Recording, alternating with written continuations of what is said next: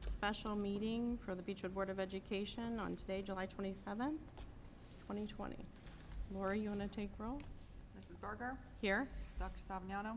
Here. Ms. Stricker? Here. Ms. Sullivan? Here. Reverend Moss? Here. Okay. On to our next item, which is our recognition of guests. And we do actually have someone here tonight in person, Linda Alfert, who is retiring from the Beechwood Independent Schools. And Mike, do you want to say a few words? Yeah, so this is actually Linda's third retirement. So I gotta, I mean, it's like used sweaters in the closet. I mean, she just keeps piling them in. But I did ask Linda to come tonight so that I have publicly recognized her to the staff. I wanted just to publicly, again, recognize her to the board and the community. 2 years ago, we did not have a fully certified applicant for the Director of Special Ed position, which is one of the, I always say, one of the two positions that can tell any superintendent no, because of the money aspect and the legal aspect of special education. So Linda was kind enough to step into that position and maintain, when Kate left, and maintain that up until we had applicants this summer that were certified and qualified. So just really wanted to recognize her and publicly say one last time that she did cover me in a really, not just Beechwood. It was more than just Beechwood. She covered me in a situation where we really didn't have an opportunity to have that typical coverage that we depend on as superintendents. So just wanted to thank her and then present her with a really small token of our appreciation, and then give her an opportunity, if she wants to say any bad words about me, to do that, or to otherwise, again, just take the opportunity to publicly say thank you. So thank you, Linda. Thank you, Linda. Thank you.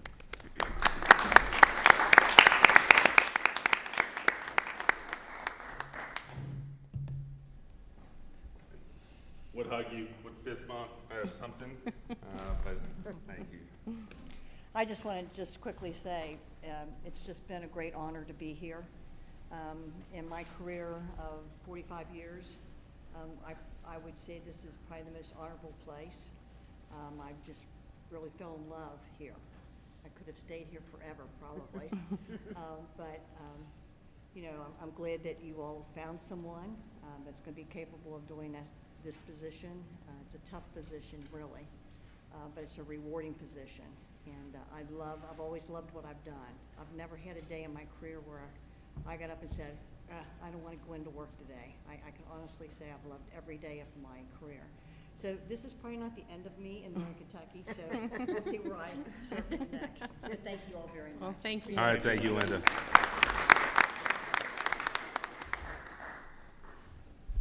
Okay, how do you want to handle public comment? You want to do that now or address it at the time? I think that if we tried to address them early, I think that would be really difficult. Yeah. So I we'll think we wait can until address them at the end of the presentation. Okay. Agreed. Sounds good. Okay, on to our discussion and action agenda. We want to take a motion for classified position for athletic trainer / conditioning. I'll go ahead and make the motion to approve classified position for athletic trainer and conditioning coach. I'll second.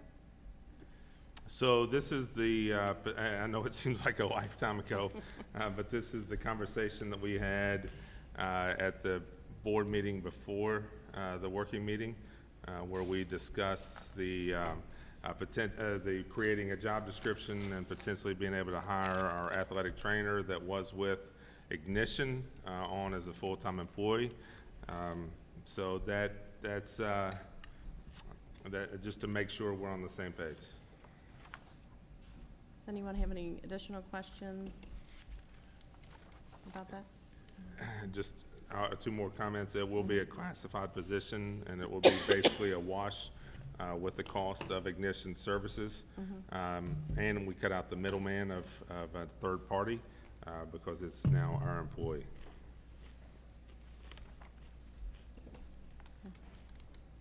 Any questions?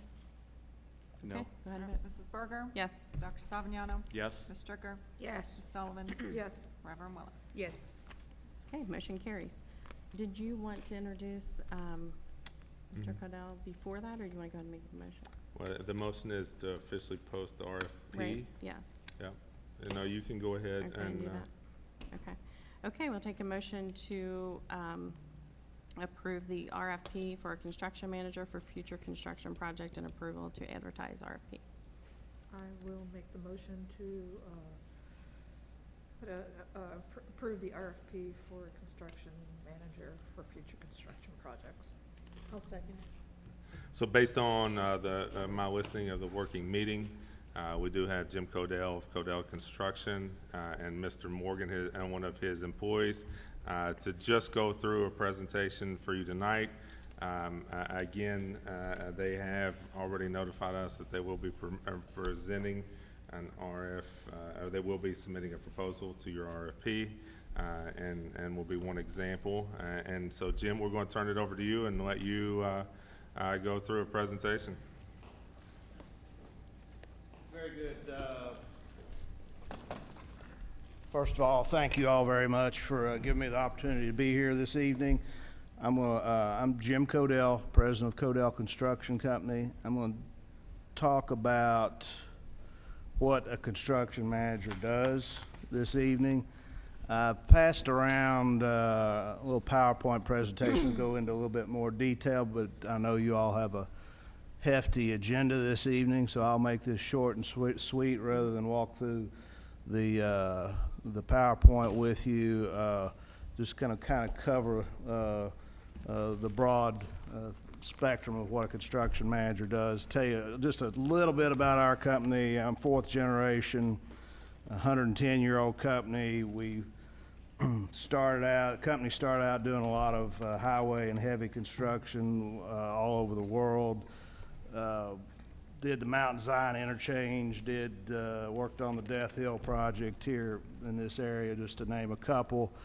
Back in the 80s, our school superintendent in Clark County, which is where we're from, was brand new to the job, had a problem, had a general contractor go bankrupt on a project, and it was a complete disaster. Superintendent had been on the job 2 or 3 weeks, so he calls my dad up just as a member of the community and said, help. So we got in there and finished the job for him and cleaned up the fiasco that they had. And they were getting ready to build these schools, mid-'80s, and they said, have y'all ever heard of construction management? We said, yeah, we've worked for construction managers doing site work, site prep, Toyota, projects like that. We understand the process. They said, well, we don't want the problem we had on our football stadium field house. I want you to be our construction manager. That's kind of how we got into the business, mid-'80s, gradually built that business up, and that's pretty much all we concentrate on today. Done a lot of work in your area and throughout the Commonwealth. The book I gave some representative projects, but done quite a bit in Northern Kentucky. Did judicial center and jails over in Boone County. Did several schools over in Campbell. We're City of Wilder right now and building. So anyway, you can look at us. That's a little bit about who we are, but what a construction manager does is come in and serve as the district's agent throughout the design and the construction of the project for 3 purposes: budget control, schedule control, quality control. We don't do any of the actual construction work. We strictly serve as the board's agent for those 3 purposes. So typically, we're brought on early on in the design phase, give a contractor's perspective during the design phase, provide cost estimating services, value engineering, offer ways to save money, put together a design schedule, construction phasing schedule, where we really can, where a construction manager can really help you on a project like you have. There has to be phasing done, coordination with the school to make sure that what's going on in the classroom is not disrupted, make sure all the work is coordinated with the staff. whether it needs to be second shift work, night shift work, whatever it takes. We know that we're working for the district. What's number one is what's going on in that classroom, and we're cognizant of that and make sure that the various subcontractors adhere to not only disruption standards but safety standards. Make sure the traffic's flowing through this parking lot in the morning and the afternoons. What's going on here is not disrupted. But we'll work with the architect during design, make sure it's being designed within budget, most economical way possible. Once the design's complete, this is where we really earn our fee, is we break the job into bid packages. And I equate it to, if you're building a house, you could buy the materials direct, sub everything out direct, save that general contractor's markup. You could build a home cheaper that way than hiring a general contractor who's going to sometimes have multi-levels of markup. So we break the job into bid packages. It'll be concrete, masonry, steel, drywall, paint, soft floor coverings. We break it down to where the district can buy the materials direct, save the markup and sales tax on the materials. 40% of these jobs are materials. You can save 6%. We facilitate saving 6% sales tax on them. It's 2.4% savings. Also save the markup by direct purchasing. You get better pricing, and these vendors know that they're getting paid direct by the district than if 2 or 3 people are handling their money. So, and then you also avoid the general contractor's markup on the materials as well as those subcontracts. Typically, general contractor, they might sub out all the job, mark those subs up. Well, in this case, we take direct bids, public bids from each of these components. We get out and get as much bidder participation as possible, get as much, that gives you your best price, local participation, et cetera. So then once the bids are in, architects reviewed them, we've reviewed them, come back to the board, make recommendations for rejection or approval of the bids, make sure we're in budget. Once the board votes, proceed with the construction. We have 3 tasks. That's to make sure the job's done in a quality manner. We're here full-time during construction. Make sure that there's 6 inches of concrete poured rather than 4. Whatever that architect spells out, we're there to inspect the work and make sure that's what goes in, make sure the taxpayers get what they're paying for. We're there to drive the schedule, to make sure the project's done on schedule and make sure it stays in on budget. And we're, again, here to represent the district. We're your eyes and ears. We attend the board meetings, so we have a policy. If we're working, unless you tell us not to, we're going to be here every board meeting, tell you where we've been the past month, tell you where we're going the future month, answer any questions, give you a status report. We also do a website. We have a web-based project management software you can get access to. You can look at daily photos, phone log, any piece of paper that touches the job will be on that site. And you all can, it's a fully transparent process. But again, we're there not to perform the work, but to inspect the work, make sure you all are getting what you're paying for. Give you, for instance, on the kind of savings we can show. We've got several case studies where we've bid out jobs like I'm talking versus general contracting, take bids at the same time, been able to show savings anywhere from 5 to 10% after our fees paid. Worst case scenario, we're going to save you our fee, but more than likely we're going to save you more than the fee and give you somebody there to make sure your job's done right, full-time, like I said, inspection, schedule, and budget control. And I think the biggie in this case is to not disrupt what's going on this campus. Whether it be, coming in, delivery in the morning, classroom activities, common area activities, make sure everything's to OSHA standards and to your staff standards. But again, I know you've got a lengthy agenda. I think that's, Yeah, so again, Jim's already told us he will be submitting a reply to your RFP. And, when that is up, then, we can come back and interview and ask any specific questions. I just felt like after the presentation last week, you need to hear directly from, someone who were already saying that they were going to submit an RFP. The three things that I want to reiterate as we move through the process is, number one, opening up bids to people other than Northern Kentucky and Ohio and Indiana, the tri-state region. We are seeing that bids with workers in different parts of the state, different prices coming in. Number two, I love construction. I never have any trouble biting off a construction project, but this is kind of a Fort Mitchell construction project. And we all know that when you buy an older house and you break into it, you never know exactly what you're going to find. We're dealing with a 1927, a 1933, and a 1936 building that is currently attached to other phases. And we're trying to do that project with school continuing and in phases.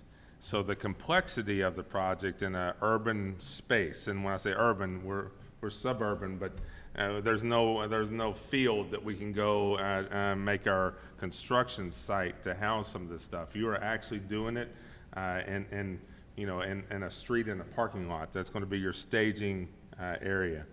And then finally, I do think that this is not a new build.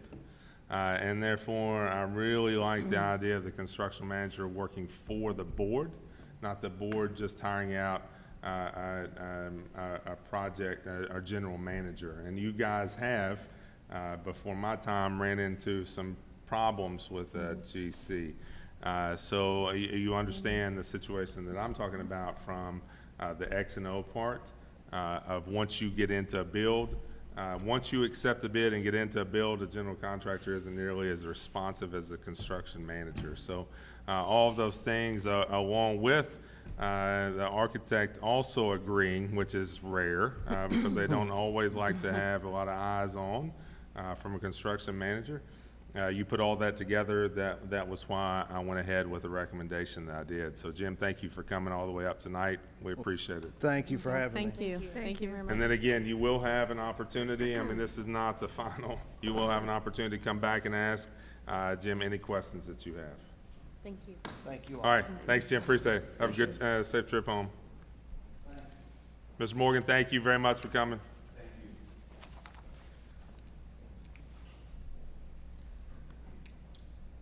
Okay, anybody have any other questions about the construction manager? No. No. Melanie? Okay, Rhonda? Mrs. Berger? Yes. Dr. Savignano? Yes. Ms. Stricker? Yes. Ms. Sullivan? Yes. Reverend Willis? Yes. Okay, motion carries. On to our next item on the agenda, that is to stock medication policy and procedure, the first reading. Did anybody have any questions on that? No. No. It's a first reading only. If you have any questions, don't hesitate to follow up anytime before next month's meeting. Okay. On to item D, updated 2020 policies and procedures. Take a motion to approve the updated policies for 2020. I'll go ahead and make the motion to approve the updated policies for 2020. I'll second it. Okay, anything you want to add on that, or you? No, We did- typically that's we a did really big discuss- item. I was gonna say. That I go over in detail. Tonight, it doesn't seem quite as big. And I don't think there's anything that really dominates from this current, but I would say based on some things that are happening. We will have some edits as we move into the school year. So don't be alarmed if we have another update to the updates. Okay. Any other questions about any of it? No. No. Okay. Lori? Mrs. Berger? Yes? Dr. Salviniano? Yes. Ms. Stricker? Yes. Mrs. Sullivan? Yes. Reverend Willis? Yes. Okay, next on our agenda is the school reopening plan for 2021. And before we get into that, I just want to thank everybody for their participation in this plan. It's taken, I think since we left school, we're planning for this, but it's changes, well, daily, hourly. So we're just trying to do our best with everything that's being thrown at us. And I think that the committees, our administrators, our superintendent, and the rest of us here on the board have been working a lot of hours to get this plan into place. So we appreciate everyone's time and energy, and many emails from everyone who has reached out. So we appreciate all that. And hopefully we got to everybody. If we did not, I apologize, because we sure did try to reply to all the emails. But anyway, with that being said, we'll go ahead and get started on the presentation for the reopening.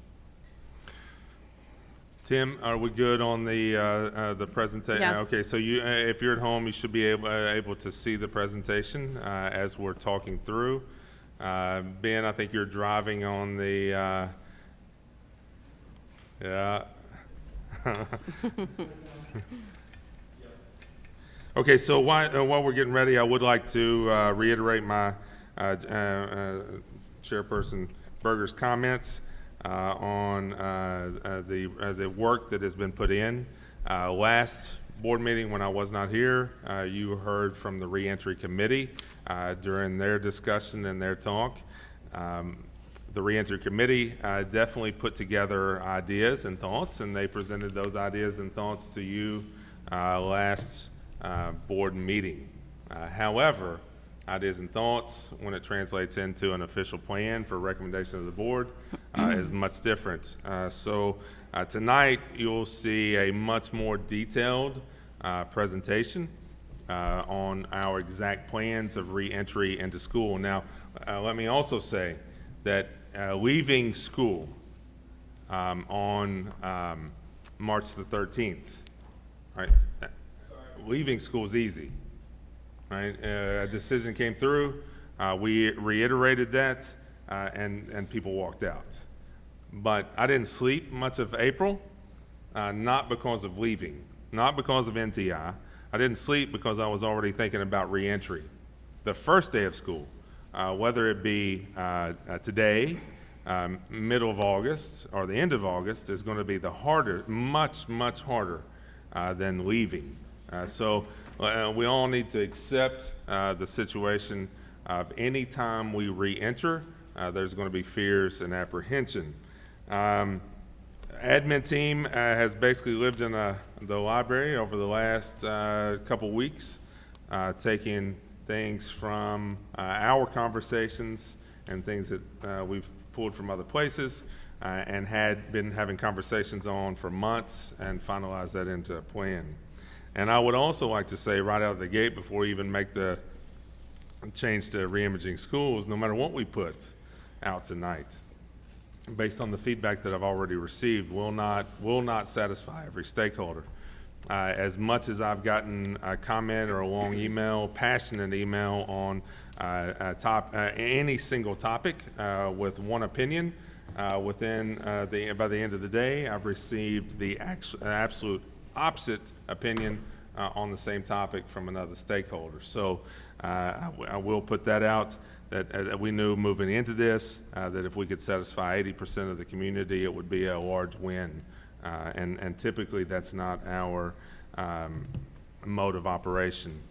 And we also would like to make sure that we tell the board that not on top of flexibility on a fluid situation, there are many more unknowns than knowns. And regardless of who's standing at a podium, regardless of who's giving a presentation, There are so many things about the current environment that we are not fully aware of, and not fully and don't fully know what's going to happen at any given time. However, we have taken it as an opportunity to rethink. At the moment I say that, I also don't think that every student has to sit into a desk for 5 days a week under the guidance of a teacher to learn. So we've said that for my entire time at Beechwood, that the flexibility and the involvement of public school was probably going to come into play, and we are in that situation, just from a different circumstance, and the impetus is coming from a public health crisis. With that being said, we also need to put on the table that we don't have any specific detailed guidelines from the Department of Public Health. So most of our information on guidance has come from large general topics, or the CDC, or KDE, the Department of Education's guidance. That is important, but as we get into the presentation, because people will start to ask, what happens if X happens? All right, we would love to be able to put exactly what the Northern Kentucky Health Department or the state health department is going to do in a circumstance, but we don't know as far as tonight for this presentation. And I would also like to say that safety has been a concern with this board and with me since mid-March, and actually it started having conversations in February. So regardless of what people may think, every stakeholder has been a concern for us, but we've also looked at it from multiple different angles. Go ahead. All right, traditionally, when you think of public education, you think of a guaranteed right to free and appropriate education. So a lot of people have asked, you know, Mike, why are you even thinking about recommending to open schools? Well, we get paid to open schools. Opening schools is what we do unless the health department or the federal Department of Health or the state Department of Health shut us down. As of today, we have not received a mandate to shut the doors. We didn't even receive a mandate to shut the doors on March the 13th. However, based on the situation at hand and the uncertainty, every school system in the state of Kentucky complied with that recommendation. Local boards make those decisions if public health does not make the decision. So the 5 people that this community represented that sit in front of you tonight are tasked with opening schools. Therefore, even tonight, even this afternoon, when the governor made a statement, he made a recommendation where he mandated a certain entity to close, and he did not make that mandate to schools because that falls under the privy of a local board unless public health determines otherwise. So it's a very complex situation, and it's not as simple as one may think. And we are still receiving emails, we're still receiving guidance on what we have to do to safely reopen schools. And that's why we've started making plans that we're presenting tonight. Now, when you look at, and I'll also say that as the slide says, we have absolutely planned for worst case scenario, and then anything other than that is going to be much easier to manage. One more thing before we get into, all right, Ben, you can go ahead. One more thing that we need to go through before we actually start our presentation is our guiding principle. Well, I have several things I need to go through, so I just want him to start there. Everyone has to understand that there are multiple variables to the aspect of reopening schools and what is safe. Beechwood really is nothing more than a giant onion when you start trying to break away needs of different kids, needs of the community, different parts of the community do different things. Most of our stakeholders don't even understand the different pieces of what goes into a normal school day when you're talking about all the different student needs that we have in place. Some of those needs aren't as easy to manage in a remote or virtual setting. So we've had to look at multiple formats and what services kids and families need and how that would look in all those different environments. We've also had to look at the fact that throughout the course of the year, not only are we going to have a schedule with remote learning and virtual learning, but we're going to have students, staff, teachers, admin, different entities that could be quarantined at any given time, 10 to 14 days, based on current CDC guidance. And then when you look at the special circumstances that exist between the students' learning environment in homes and high risk students, staff, and family members, it really starts to show the level of complexity of putting any plan in place for traditional school, for Beechwood on a normal day. Now, we've done something a little different than even the state model. We'll be talking about a level system, and the level system, each one of those levels will have an aspect of traditional, an aspect of potentially hybrid, and targeted support for individual members of our school community. Our guiding principles that we kind of tried to adhere to was the health considerations of all of our national, state, and local health departments. The acceptance of our health reality. We know that the safest how to create the safest environment for all staff, students, family, and community. What that looks like from a community spread, and what measures need to be put in place to limit the potential spread. We have tried to really take input from stakeholders. I know some people did not understand a one-question survey, but the one question helped us present tonight what the majority of our stakeholders wanted as far as an in-person or remote option. The board has to decide. You guys are tasked with making the decision of where to start, how to start, and when to start. And I can promise you, based on the feedback I was given, to try to put out multiple levels and explain that in a survey and get a coordinated feedback was not possible. We have talked to teachers on Friday Google meetings where they've been able to ask questions on the plan and on the process of reentry. And of course you had the reentry group and individual meetings, calls, and with the different stakeholders that are listed.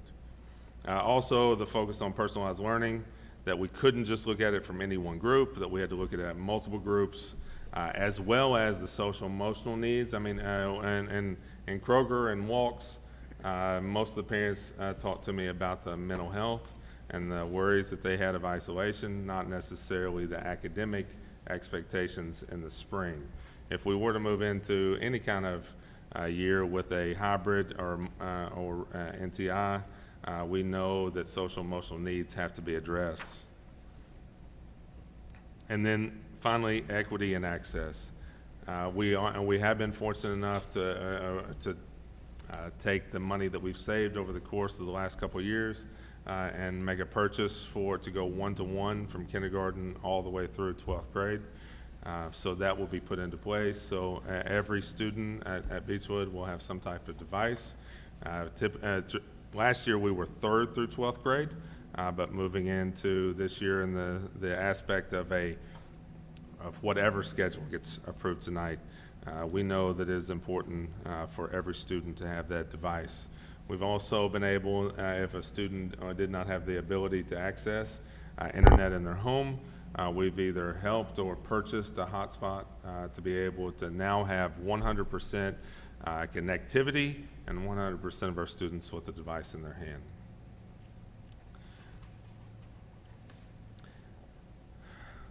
key considerations. I won't go through all of these, but there are multiple opportunities and/or challenges that present themselves whenever addressing the plan, and I just wanted to make sure that we looked at and kept being mindful of the challenges so that we could meet them head on.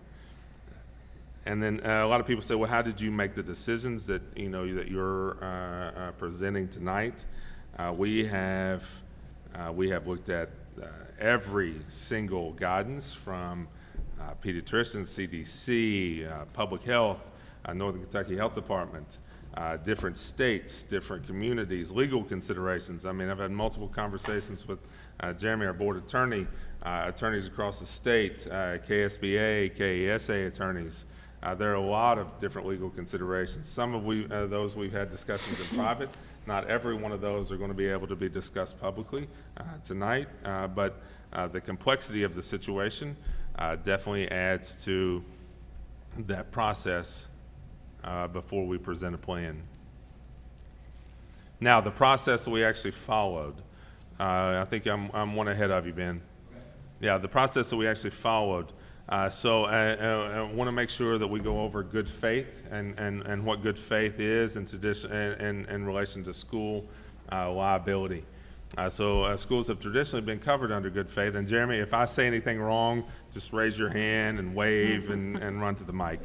But traditionally, we've been covered under that aspect of good faith. And good faith is simply defined as that you look at all the information presented from the entities that are smarter than you are and smarter than we are in areas such as public health. We coordinate those along with local guidance. We coordinate those with, you'll see, the Department of Education of Kentucky, Ohio, IDE, Indiana Department of Education. We've taken plans from different states. We've taken plans from all across the eastern part of the United States, coordinated those with recommendations of all of the public health entities, and then cross-reference that with the needs of our local community, and presented a plan and are currently presenting this plan tonight. That is the definition of good faith. We've done everything that we know to do. We've sought out experts. We've taken those professionals' information. We've taken the information of multiple different departments of ed. We cross-reference those two with needs of our local community, and have put forth our best faith, good faith recommendations to you tonight. I did talk to all the attorneys, three attorneys, on, okay, we're not just taking KDE's plan from here and presenting it as our plan here. We didn't think that was in good faith. I mean, there were other recommendations that we really liked, and so we've incorporated those into our plan. And all three attorneys said that really should be easier to defend because we've actually looked at multiple different entities. We have not gone against anything from the CDC or public health as far as their major recommendations. So most of the variations are either in curriculum or some other aspect of the plan, not the key components. And then we've also taken parent and teacher surveys, student surveys, the information given to us from the reentry committee, and then district cabinet sessions of all 9 cabinet members for a final plan to present to you tonight.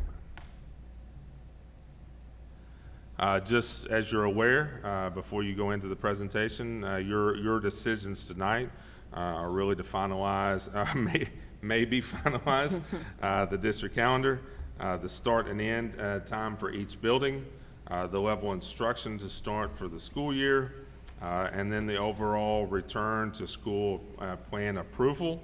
And then I went ahead and put a caveat there that specific class schedules, class offerings, master schedules, and curriculum will then be determined by SPDM. So just for everybody's knowledge, and information. You'll make approval, changes and approval tonight of this plan. Then we will send out, we're going to stay and make sure that frequently asked question document goes out tonight. And then the 2 school plans will go out sometime tomorrow.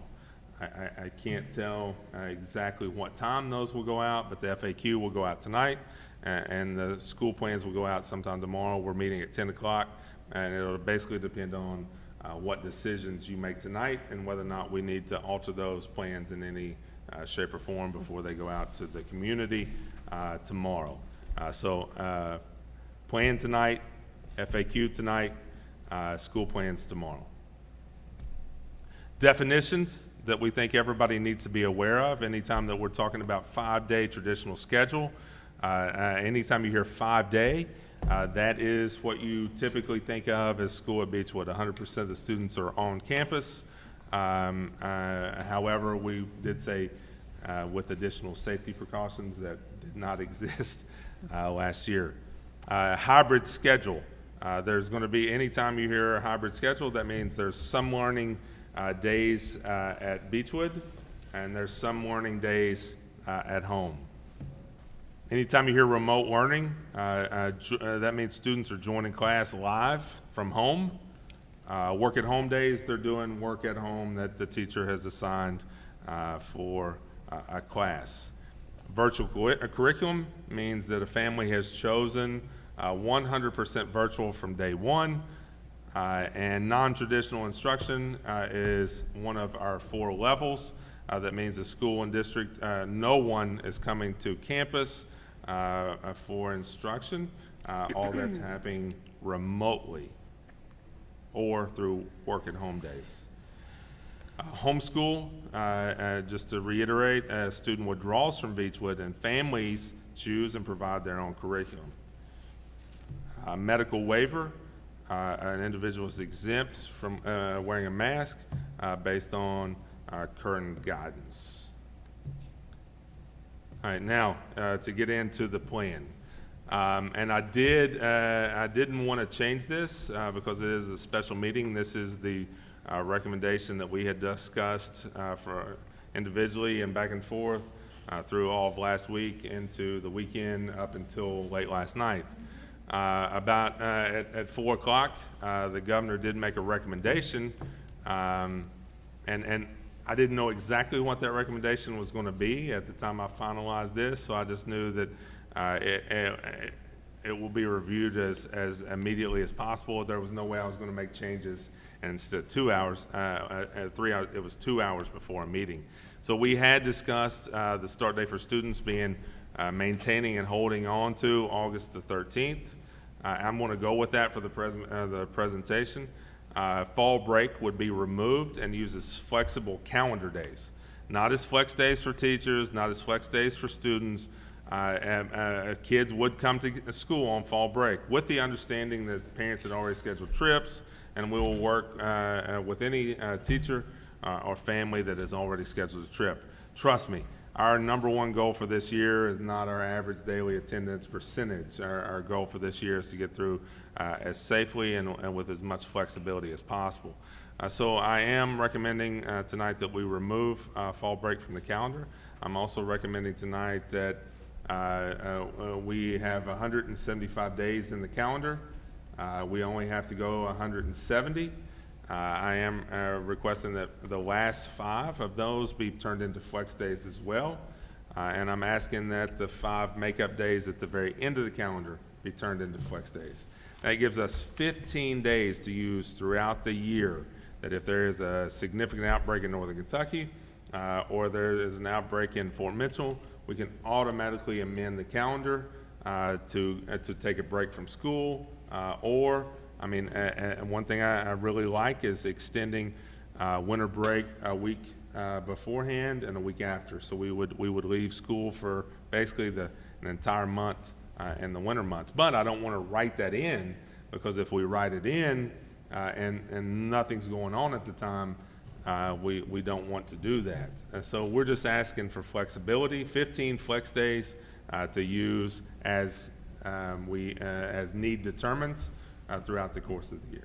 So if we approve that, that's up to you to then, If you approve that Adjust. based on current regulation or current recommendations of the state, we don't have to come back and create a new calendar, agenda item, and go back through it as a board. You're giving us the flexibility to do that as we see needed. Now, would that be with conversations? Of course, I would call you guys. You wouldn't just see it on the nightly news at 6 o'clock. However, we don't have to call a special meeting or wait for a regular scheduled meeting to make a calendar amendment, like we would typically have to do in a normal school year. Now, I will also say, before we go ahead, I am making the recommendation that first of all, I heard the governor's recommendation one time, and then my phone blew up because across the state, people knew that we were still holding on to August the 13th. I am looking at KRS 39A, which is a governor's special powers. I mean, a governor does have the ability under special circumstances to do certain things, versus KRS 61.823, which talks about a board's responsibility. So, I mean, you know, we're looking at that. I would like to talk to Jeremy. You can make the recommendation tonight to change based on the governor's recommendation, or you can give me the night to do some homework, and then you're providing a flexible calendar. If we need to back up until the week of August the 17th, I would love to have a conversation with our administrators and our teachers to see what their recommendation for first day would be. I was not going to make that 2 hours without having any conversations and without doing any homework. So that's why I held to the presentation on that. And we can come back because that's one of your decisions at the end. Start times and end times, we are recommending that the elementary start their school day at 8 o'clock and end at 2:50. Doors will unlock at 7:30 a.m.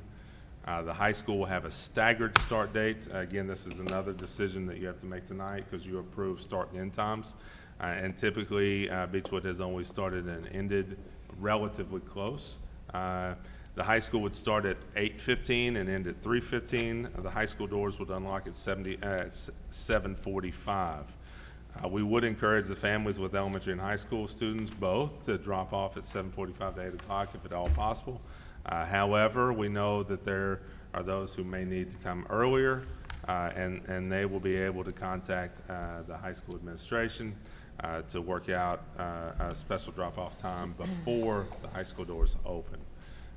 We would just ask that parents make that arrangement with the school, and the reason why we're asking for that specific arrangement to be made through the high school office is we need to know the numbers that fit into that category so that we can safely plan for their arrival.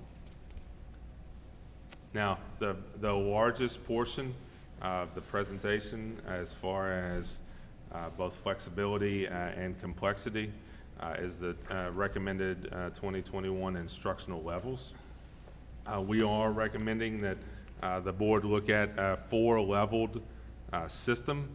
Level 1 would be the 5-day traditional school with precautions, which would mean 100% of the students would be on the campus, socially distanced, on a given day. Level 2 is a hybrid schedule where approximately 50% of the students would be present on a given day. Level 3, if things digress, would be a restricted hybrid schedule where 1/3 of the students would be on campus at any given day. And then level 4, and we're asking that level 4 only be implemented if public health or the governor mandate that we go to full NTI. Now, underneath the 4 levels, you see the virtual curriculum, which is a parent chooses to go fully virtual, and then we will be required to present some type of curriculum. I think a reentry committee looked at Pearson for the elementary. That was their recommendation, and then dual credit Apex for the high school. We left Pearson in just so everybody could see that. However, that is absolutely, I will not make the recommendation to you guys or to the community that Pearson be the only go-to if a certain number of people choose to go virtual. I mean, if we're looking at 10 kids, just to give you an example, if we're looking at 10 kids make the choice to go virtual, I can't make a recommendation to pull a math, science, social studies, and language arts teacher at a given level to teach those students at home. At the same time, I have been very blunt that we get paid to do a job, and we're going to try to do the job to the best of our ability at every level here. I also can't expect or make a recommendation that a teacher manage their face-to-face classroom, the remote learning days, kids who are absent, and come over and do a virtual classroom on top of that. Basically, you're talking about 20 hours of their 24. So we need to be mindful, and one thing that I need to be very blunt about in a positive way is that there's a certain level that I will never ask somebody to go over. I mean, one of our cultural foundations is that there's a work balance and a life balance. And so that was the reason for the conversation from reentry. Now, if 100 students at the elementary or 100 students at the high school choose the virtual option, then that's a different breakdown on our student to staff teacher ratio. We may very well be able to provide a teacher to directly instruct because, hey, that would be a win for us in one way. It'd be a loss for us that we never want to lose a student to face-to-face instruction at some time throughout the year, but we do have some high-risk staff that it would give us a potential to maybe put them into a virtual instructional type position. However, that is dependent upon numbers. So the one question survey to follow up really was going to be for me to be able to finalize not only the level system and recommend a level to return on, but also give us the ability to be able to have an idea of whether we were going to have to completely outsource that through a third party, which Pearson is Pearson's a great product. I mean, it's just expensive, really, really, really expensive. So I applaud the committee, the reentry committee, for picking the Cadillac. However, if 100 kids choose to go to Pearson, we would probably need to sell off a portion of the back lot to help pay for it. And that's just the reality of the situation. The other aspect of the level system, so again, the virtual option is dependent upon, the virtual curriculum is dependent upon the number of students that choose that curriculum. Now, the other thing the board needs to know and the community needs to know is that the superintendent or state or local health departments can move us up or down a level, either way. I mean, typically the health department, public health, is probably going to recommend that we move down because we're probably going to always be pushing back up. But it is a flexible yearly schedule that can be shifted just like a call to parents on a snow day. Okay? On our last survey, 89.1% of parents, 84% of teachers, and 93% of students responded that they were preparing to return to some type of face-to-face instruction. I have had a couple emails on both directions saying, well, we responded this way on the survey, but now we'd like to change from parents, but that has gone both ways. So we feel comfortable presenting this information. And we feel even more comfortable because we ask a second time. The first time it was 93% of parents that made that recommendation.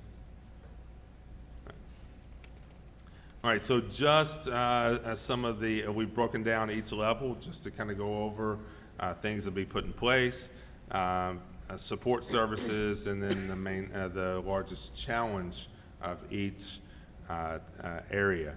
So the school day, obviously, even if we are ever able to be at a level 1, the school day is still going to be different because there are different health components and hygiene components that we're asking to be put into play even on a level 1, and that is we are asking every parent to sign that they will do a self-health assessment that would be completed at home every morning. We are doing temperature screenings upon entry to first hour in every level, and we are having some type of face mask component at every level, and that a lot of people have weighed in on that one. But I'll reiterate to you and the community, we have zero decision-making in that process. Once the governor mandates, the mask requirement was mandated. Once the governor mandates, then as a public school, we have no choice. Just like if the health department ever mandates, as a public school, we have no choice but to follow that mandate because we are a public entity. There are hygiene protocols and hand washing protocols in each level, and lunchroom protocols for each level, as well as every level has a shared materials will be sanitized in between use. And no visitors without prior approval, and parents, please don't get too upset with us on that. We just need to be able to plan and know what we're dealing with before we have visitors in the building. Cleaning protocols have been put in place, and those are really going to be able to be maintained through any of the levels. In level 1, we have limited field trips with approval, especially at the high school level. We know that some of our courses have a direct tie to a lab at NKU or 5 labs or an other entity that makes it really critical to be able to have access. And we know in level 1, we're able to really increase our social emotional services. However, the number one challenge for level 1 is maintaining 6-foot social distancing and the number of students in common areas. And that is a real problem for us. Our blessing of growth has turned into a really difficult situation under 100% of the students being in the school at any given time. Now, high school and the elementary are both going to talk through schedules. I think probably on level 1 it's going to be pretty quick. Good evening. These are obviously self-explanatory for the most part. We're going to walk you through these graphics. The high school schedule for level 1, a 5-day in-person, obviously means every student in the high school would be at school on campus in person with all the protocols and measures that Dr. Stacy had explained on the previous slide. You can see A students, B students. That doesn't necessarily impact for this particular schedule, but you'll see later on in the other types of schedules that we propose how the A and B students do affect.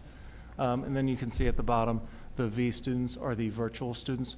Those are students that have chosen to get their curriculum from that online platform, and the high school being Apex. So pretty brief. I'll jump in later on when we talk about the other schedules that are being proposed. Thank you.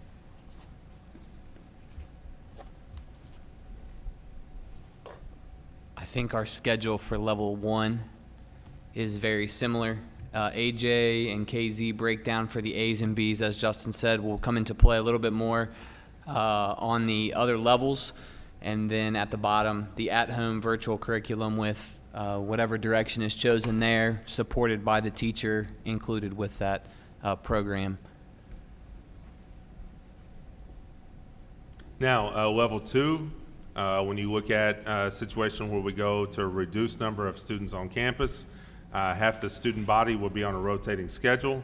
One remote day, and remember, remote learning is like an AP European history. I'm going to have 100% of my kids at home signing in.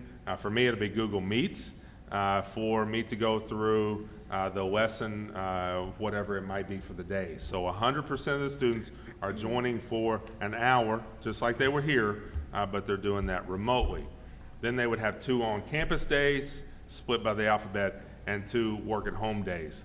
And for me, it would be as simple as I may have signed the first 50 pages of Dante's Inferno while at students' home, and then discuss how different pieces of literature and art were used to push the church's whatever agenda during the time frame of the 13 and 1400s of the middle.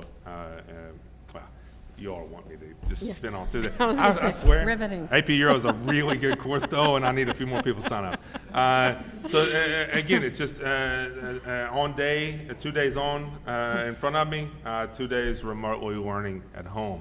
All students would have designated on-campus days based on their last name and household. However, we know that there are different last names in one household. So that will be given special consideration for those situations. If you look at the proposed high school schedule,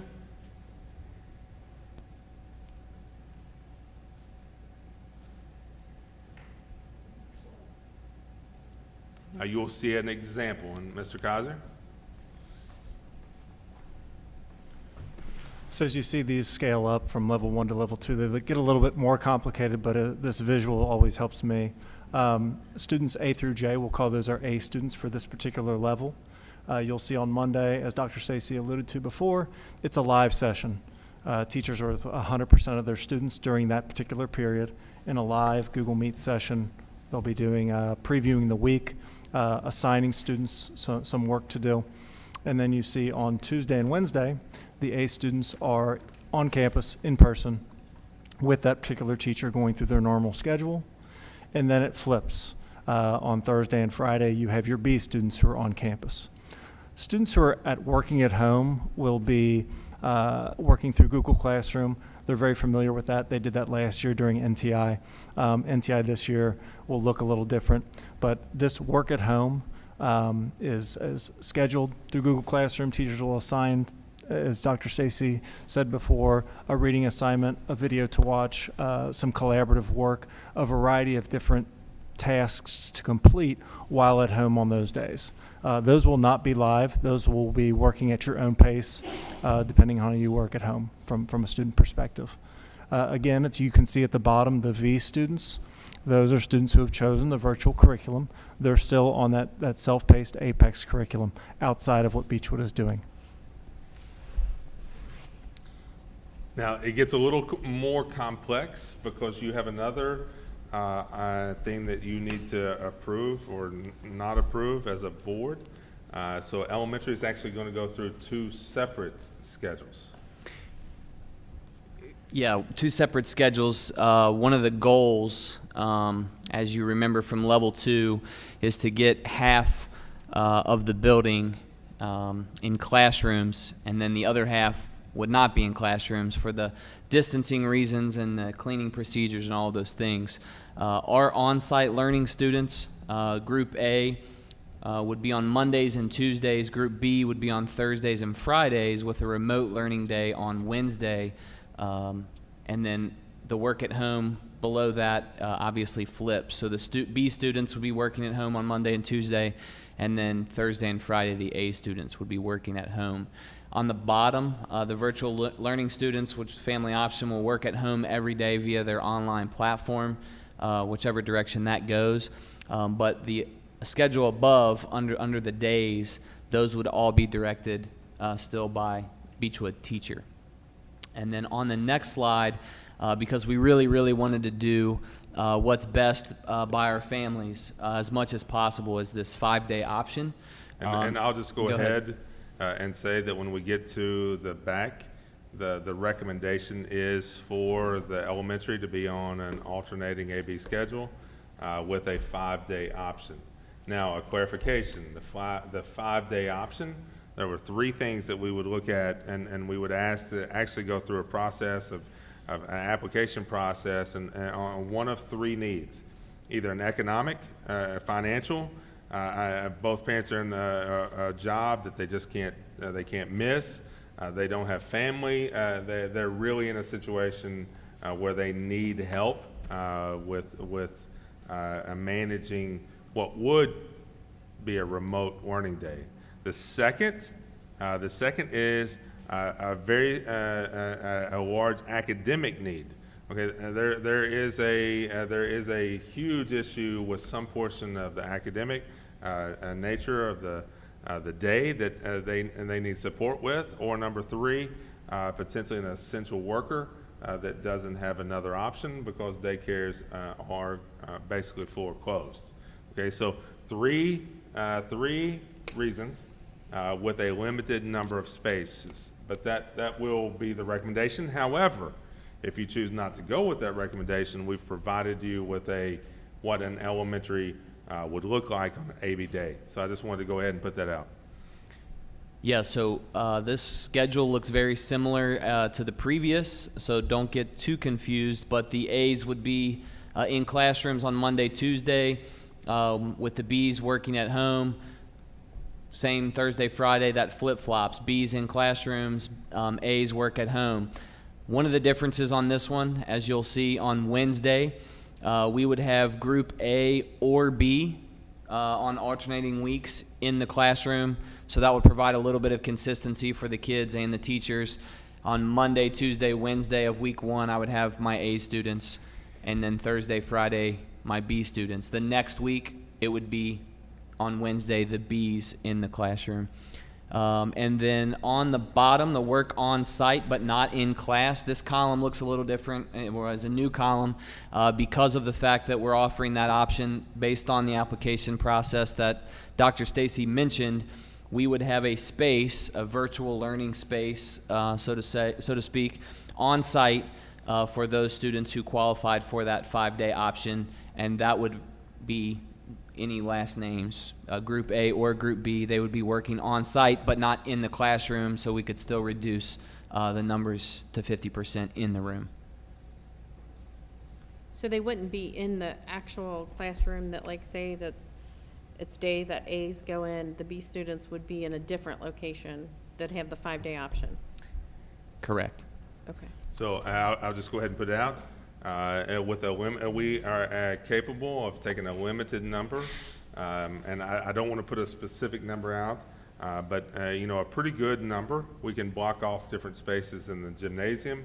The circulation is great in there because it's really designed to hold 800 plus people in stands, plus a game going on. So we can block off different portions of the gymnasium. We have staff that in any kind of alternative or hybrid schedule, we could place in to help those kids work through their remote learning options. They could take breaks. They could take breaks out the back door to the upper field and be managed, and not only managed, but provide some tutoring options for those remote days. It is not perfect, but it does keep our family, and it's much harder to do, but it does provide an option for families that don't have another option. And we really wanted to try to go that extra mile for our families here because we know that some of them, and we've already heard from some of them, that currently don't have another option. The elementary principal may be assigned virtual learning space tutor, and that would be great.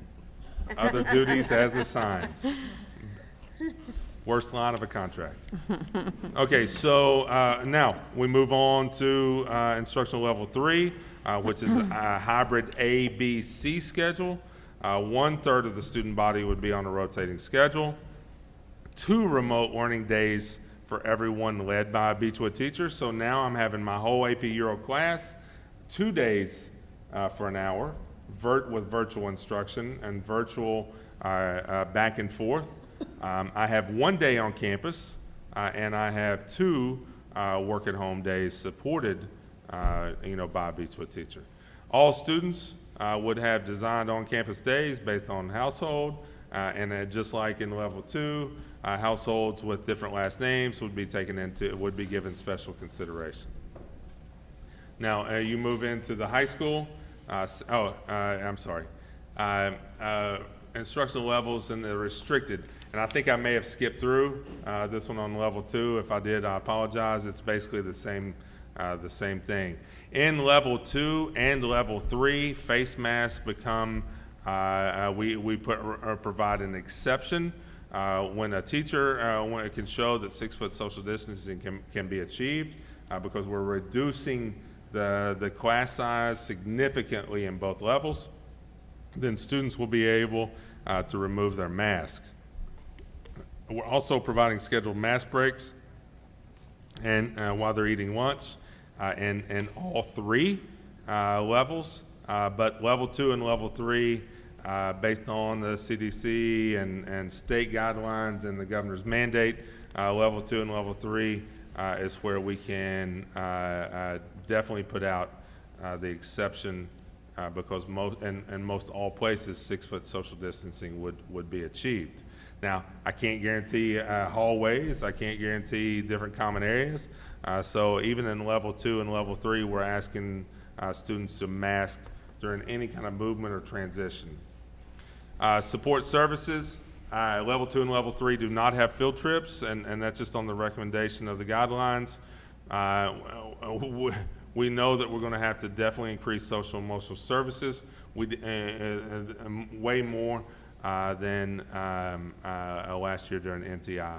And then we have, and I think I can take away the pending availability, we have transitioned to one-to-one for all students minus preschool at the school. Now, the challenge. What are the challenges of level 2 and level 3? Especially at level 3, the maintaining the academic focus and rigor. The more the student gets away from the teacher, the more the student gets away from their fellow classmates, the more difficult it is for us to very specifically oversee a student's growth and the content in general. Due to the next line of reduction of in-person content delivery. So now I've got to get through the entire year of AP European History in a lessened amount of time in a face-to-face setting. Now, I think that's still achievable, especially in level 2 without any problems, because otherwise college would never be able to do it on a Monday, Wednesday, Friday, Tuesday, Thursday schedule. It's just going to take a different mindset, a different frame of planning. And you'll know as a board that I've already talked to admin and our staff, teachers, about going ahead and starting that planning process for remote learning days being embedded. And then we know, based on conversations with parents and students, that anytime we have less contact here, we have less offerings here, we have increased social, emotional, or mental health needs. Mr. Kaiser, for the high school schedule. I will say that as you get into level 1, 2, and 3, and you start to see these different letters and students grouped in different ways, that we will do our absolute best to communicate ahead of time what students will be in the building and when. So if you feel a little bit overwhelmed by the A, B, C, level 1, 2, 3, we will do a superb job. I feel that we'll let you know. You'll know where your kids should be on what days they should be there. So as you look at this visually from a distance, don't get overwhelmed. We'll make sure to communicate very well. So level 3, you'll see that the A, B, and C students have been broken up into thirds now. Level 2, it was in half. Now it's the student body has been broken up into thirds as A, B, and C students. You can see the letters of the alphabet of how they're grouped and what each group will do throughout the course of the week. You'll notice that on Monday, all students are in those live Google Meets again. You'll notice on Friday, they're all in the live Google Meets, and they'll meet with their classmates and their teachers in full capacity on those days from home on a live Google Meet session. That is Mondays and Fridays. On Tuesday, Wednesday, Thursday, it just bounces from group to group. On Tuesdays, you have the A students. Wednesdays, you have the B students. Thursdays, you have the C students, all those on campus. And then you see when you're not on campus and you're not in a live Google Meet session, you're working from home. through Google Classroom, through correspondence with that teacher who set forth assignments. Our goal was for them on Mondays to set forth the plan for the week for the group of students. So they go through their live Google Meet session. They set out the course of the week for all those students in that live session. So all A, B, and C students know what's coming for the rest of the week. And then again, at the bottom, you have your V students that will be going through their virtual curriculum at their pace between them and their parents. This allows us to go to a 1/3 capacity, which creates even more opportunity for social distancing.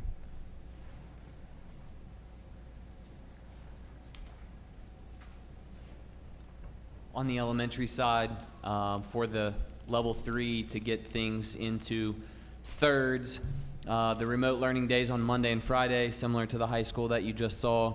On-site, Tuesdays would be Group A, Wednesdays B, Thursdays C, and then the work at home would be the two groups, obviously, that are not on-site. The division of last names, as Mr. Kaiser said, this would require lots of communication on our part on a daily basis. If we get to this level, which in this level, there are things going on that are not good, but it is keeping us, one day is better than no days. Level 4 is obviously the NTI of no days in the building, so. And you got one more, I believe.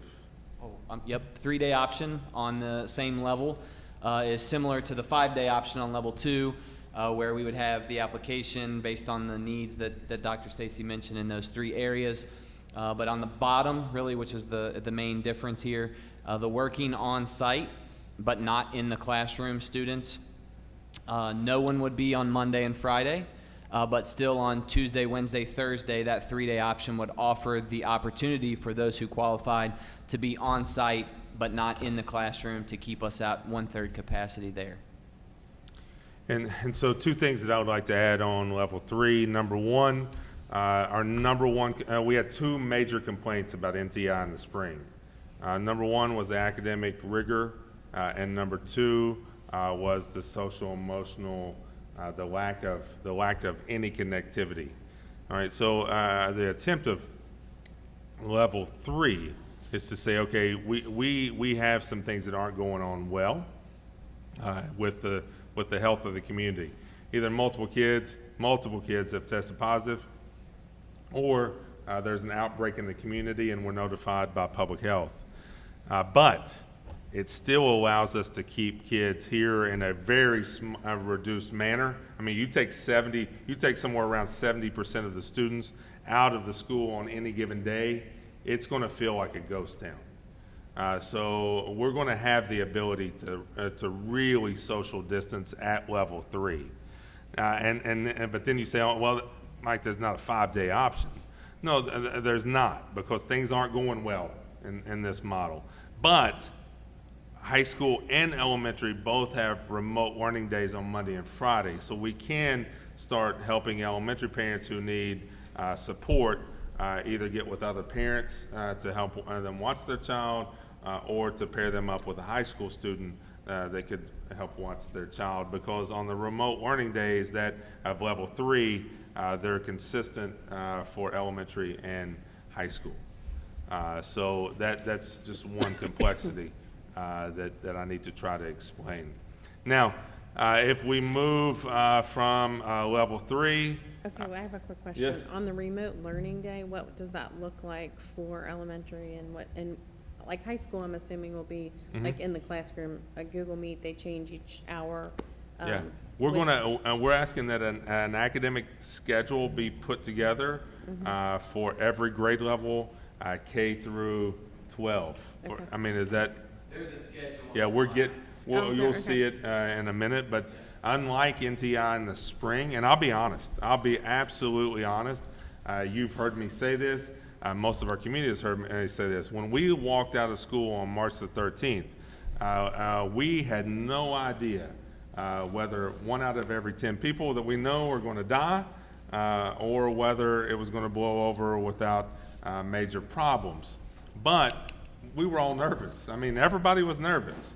And as a academic entity, we made a decision not to make academic stress an add-on to the emotional stress and physical stress that everybody was under. Now, in hindsight, we've had people come back and say, well, it wasn't rigorous enough. Okay, I hear that. I hear that. And that's why moving into the fall, if we're in those remote or hybrid schedules, then or even NTI, there is a different level of academic expectation for both teachers and students on that delivery of content or learning of content. But at the same time, it's not naturally going to be easy. We put level 3 in place because families have told us, students have given us feedback that there's no way they can do a whole year and be successful on NTI. Now, that's a weight. I mean, when you're walking and you have a parent stop you in tears and says, I don't know what to do if we go back in NTI. I just don't think, Johnny can, or Susie or Billy can be successful in a more rigorous online environment. We know of students that graduate that they just can't do online, whereas and we have other kids that can do online with absolutely no supports. So while recommending NTI to you tonight would be the absolute easiest thing for us to do as administrators, it's easy. It's easy. We can do it without very little preparation. We go back to, we said Beechwood was basically for a visual onion. There are so many different levels of need throughout this institution that we cannot sit here and say that NTI is the best for our institution, and therefore we put in level 3 only as a safeguard to try to have some connectivity for social, emotional, and academic supports.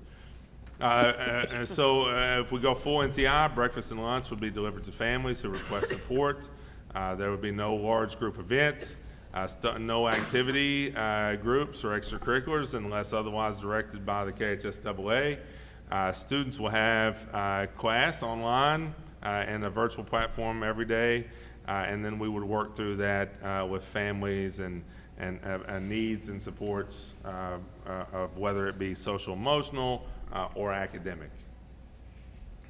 And then I think I can, if we move to high school, it's easy.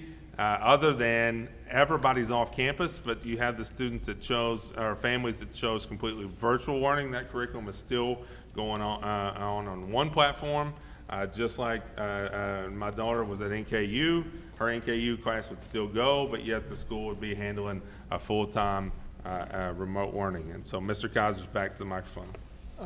I just want to say that to reiterate or kind of follow up on what Dr. Stacy was saying from a high school perspective of we had a complex situation we were faced with, and a complex situation calls for some complex answers. And when he said that we could have just thrown our hands to the sky and said, we just do NTI, we can't meet these needs.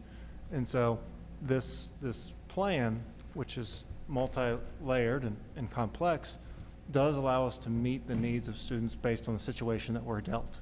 And so what we've seen over the past 3 to 4 months is this situation changes constantly. And if we have a system, although complex, does allow us to change and meet the needs of the current situation, we felt this was the best plan going forward. So I was happy to be a part of it. So I just wanted to say that. So if a couple of things to and before we move into the sample schedules, remember your job tonight is to make a decision on the overarching.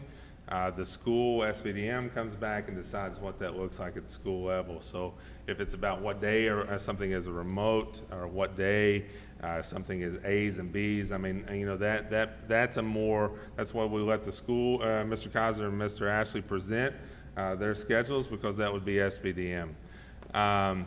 So if you look at, if we move into NTI schedules, and instead of last year, I mean, and I want to say a caution to this. This doesn't, just because we put a sample schedule up, does not imply that we're going to ask the kindergartner to sit in front of a computer for 8 hours a day, okay? It doesn't imply that. However, it implies that we're asking a teacher to make plans for the 8 hours a day. There could be a time where they're working on a different platform, a different program, doing a written assignment where they wouldn't be on the computer, but we definitely want to maintain above all else in K-5, or pre-K through 5, K-5, I guess, the focus, and you see right at the top, language arts, writing, math. Language arts, writing, math. So we know from a developmental standpoint that pre-K through 3 is the moment that is most critical for developmental processes of the academics, in addition to birth to pre-K, right? Birth to pre-K is even more, but we don't have them at that time. So it's critical that even in an NTI setting, that we maintain math, language arts, and that doesn't mean that science and social studies or humanities are not important. That is not what I'm saying. But in many cases at the early primary, social studies and science are taught through language arts time. So you can see the sample K through 5 schedule, and you can see a sample 6 through 12 schedule. I can tell you that if we move into a remote NTI level, my AP Euro class is going to meet every day during that time assigned time frame, and it'll just happen. Instruction and feedback and questions will happen remotely as opposed to in the class. But it would be a required 5-day meeting schedule for that student. Now, we have 2 other entities, and I did not put it in because most people take time, but we do still run Guardian Angel, and Guardian Angel has gone through a similar process, putting a schedule together. They have a huge advantage that we don't have. All of their students are residential, so they don't have to worry about transitions or drop-offs or pickups. So their hybrid schedule looks different because they have AM/PM rotations, and they're able to do that based on the size and the fact that they have residential students. So you would be approving, the plan would extend to Guardian Angel, that they would still have the same level system. It would just look somewhat different. They are finalizing, and we're still working to finalize that exact presentation of what it will look like, because there are some complexities within that relationship between the home and us as the provider. We'll also have a different entity that we house here that is not part of the K-12 structure, and that is our preschool program.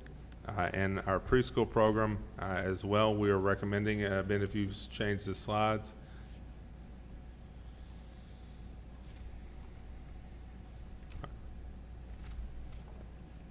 Did I skip? Yeah, you skipped that, Oh, Yeah. I'm sorry. the virtual learning. All right, I apologize. So with the virtual, rewind a second, with the virtual learning choice, we do need families. A final survey will come out with more feedback from home. So one of the things that we're going to need is a choice for that virtual option by August the 3rd. And again, that's so we can plan accordingly.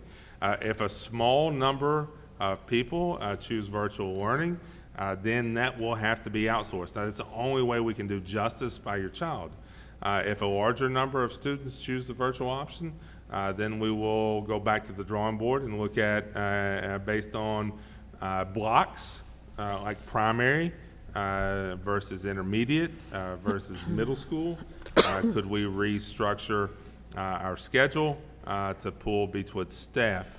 And really, that comes down to what we can do best. If it's a small number, we can't do it best managed by Beechwood teachers because we just can't put them in that position of trying to manage face-to-face, remote, virtual, students that are sick or quarantined, and in addition to that, a full virtual curriculum. So please, the schools will send that out. And if you could let us know as soon as possible, that would be amazing, so we can then come back to the board and finalize whether it be a rescheduling or an outsourced entity.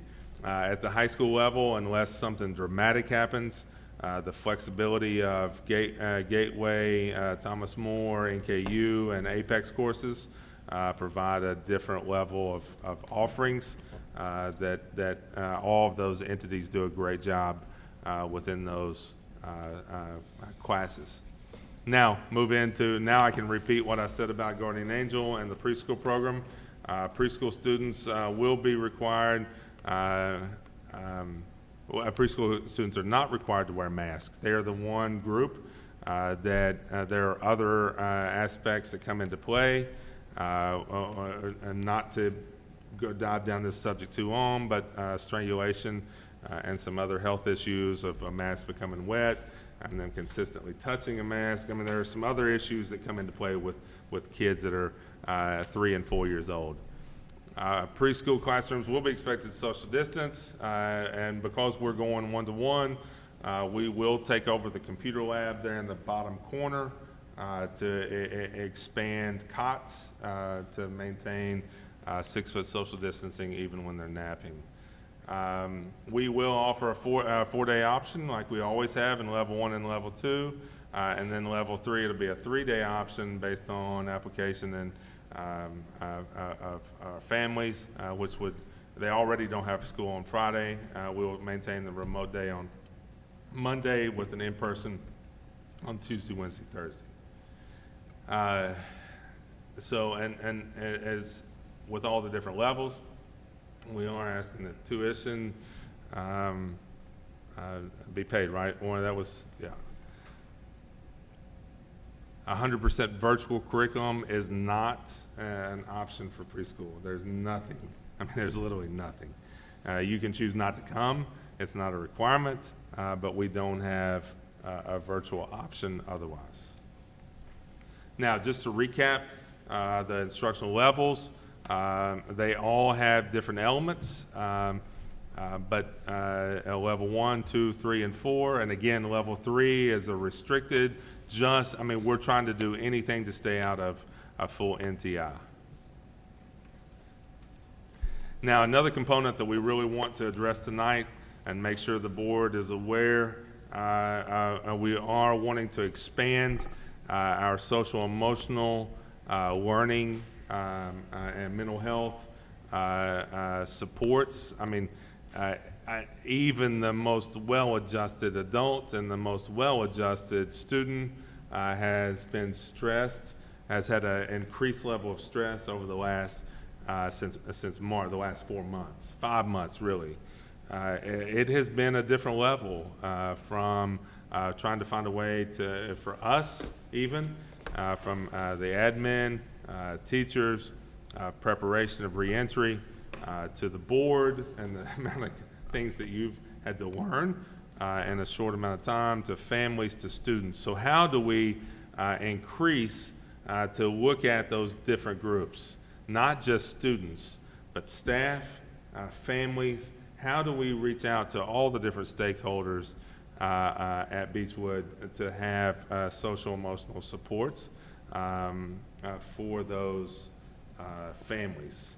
Now, the next slide, you'll see what we currently have in place and what's coming, or what we're recommending to come for the 2021 school year.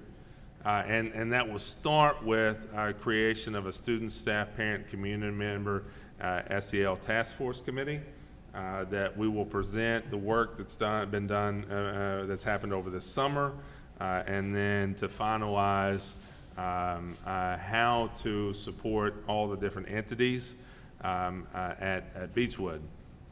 And you can see it would start really with gathering more input, but really start with risk assessment screeners for students, staff, and family. And I do think it's important that we start thinking about the emotional needs of staff, not just the emotional needs of students, and the emotional needs of families, not just staff and students. We've known, and we won't get into the details, but we have had members of all three of those groups hurt and have problems over the course of the last 4 months. Now, arrival to school. When students arrive, elementary will have 3 doors, the high school will have 3 doors.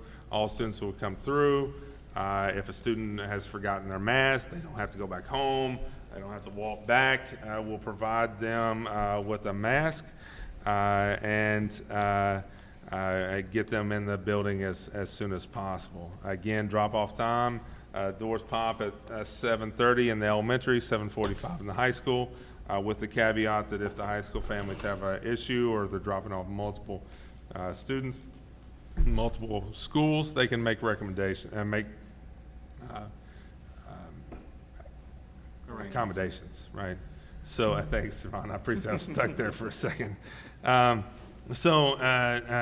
We did talk, a large discussion happened about taking temperatures prior to entry. And I want to explain as we move into the next slide. We are recommending that temperatures happen at the first hour for multiple reasons. They'll arrive at each door, they'll be brought into the school, be given a mask. Students will be sent to first class and screened upon entry to first hour class. Number one, it's way more private and entry into first hour. Second of all, we had no answers. We don't have bus service here, and because we don't have bus service here, we don't have huge awnings at those doors. Most schools that have bus service, you have a bus circle in the back, a drop-off in the front, and you have awnings because you have a large amount of kids that can sometimes be out waiting to load a bus. You usually are staging a group of kids to load the next bus in line as the group is loading the current bus and getting ready to pull away. We don't have those facilities. So if you take 20 squirmy primary students and run them to a door, and you use a infrared thermometer to try to take their temperature, you'll quickly learn that it's difficult to get all of those done very quickly and get a student into the building. Therefore, on an inclement weather day, we had no answers. If it's storming, if it's lightning, if it's snowing, if it's zero, how are we going to do that in a safe manner? The other thing that we had to look at is you're not really supposed to have groups of kids, a bunch of kids grouped up at an exterior entrance facing outwardly towards the community. I mean, that's a school safety, one of our school safety guidelines. It's pounded into us to try to get kids from point A from a car into point B behind a door as quick as possible. So therefore, once we bring them in, a recommendation came in, well, let's just do it in the lobbies. Well, we already have a grouping at that point. That's not, we don't want a grouping anywhere. And I couldn't in any way guarantee that we're not going to miss kids, because I promise you some of our kids will be like, I'm slipping right out into a hallway, and we have no way to document who's screened. Upon the entry into first hour, the teacher will take every child's temperature, and they will document that they took every child's temperature by taking attendance. If they mark present, that means the student was screened and kept in the classroom. Absent with a caveat means that they were sent to the nurses station for more detailed screening, which is why we changed the recommendation of 100.4 down to 100. We're taking a moving target with an infrared temperature. We're not guaranteeing that is 100% the most accurate screening tool.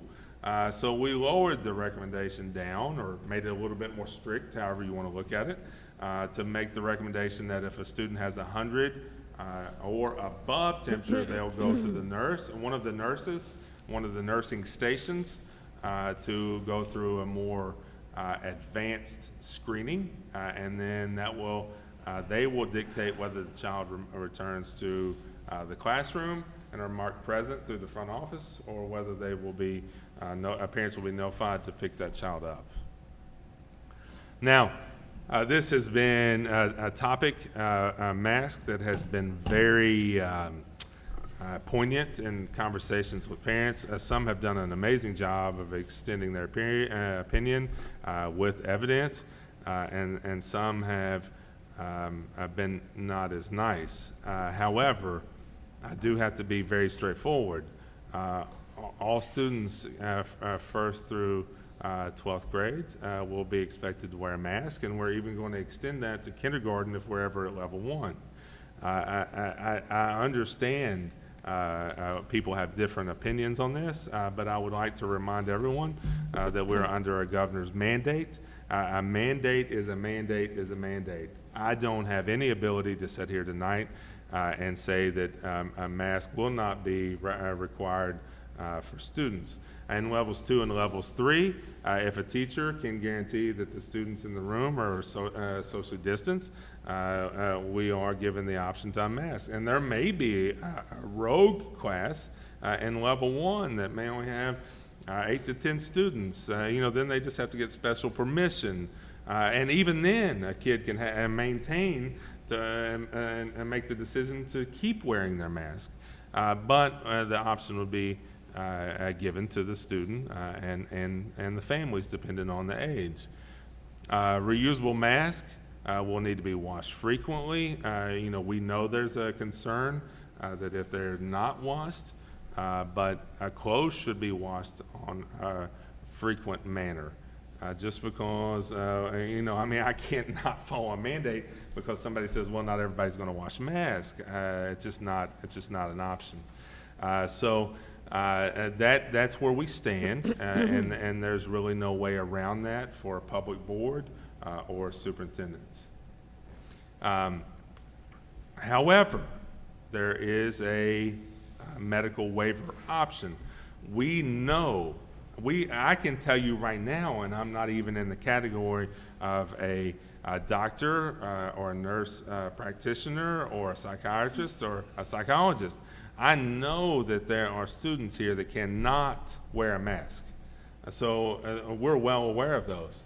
However, due to HIPAA and other concerns, I'm not aware of other kids that cannot be in a mask. And therefore, even in the guidance from the CDC and the public health, there are mask medical waivers. And that process will be extended to parents in the plan for them to review. Now, we are asking, and we are recommending that a student be under the care of the medical doctor or physician, a nurse, a practitioner, or psychiatrist or psychologist to be able to write that waiver.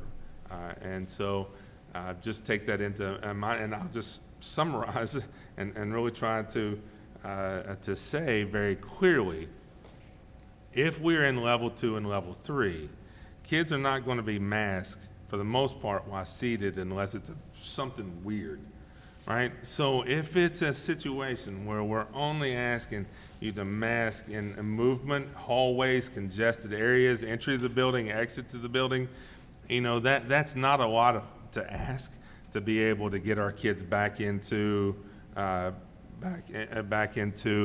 brick and mortar setting, right?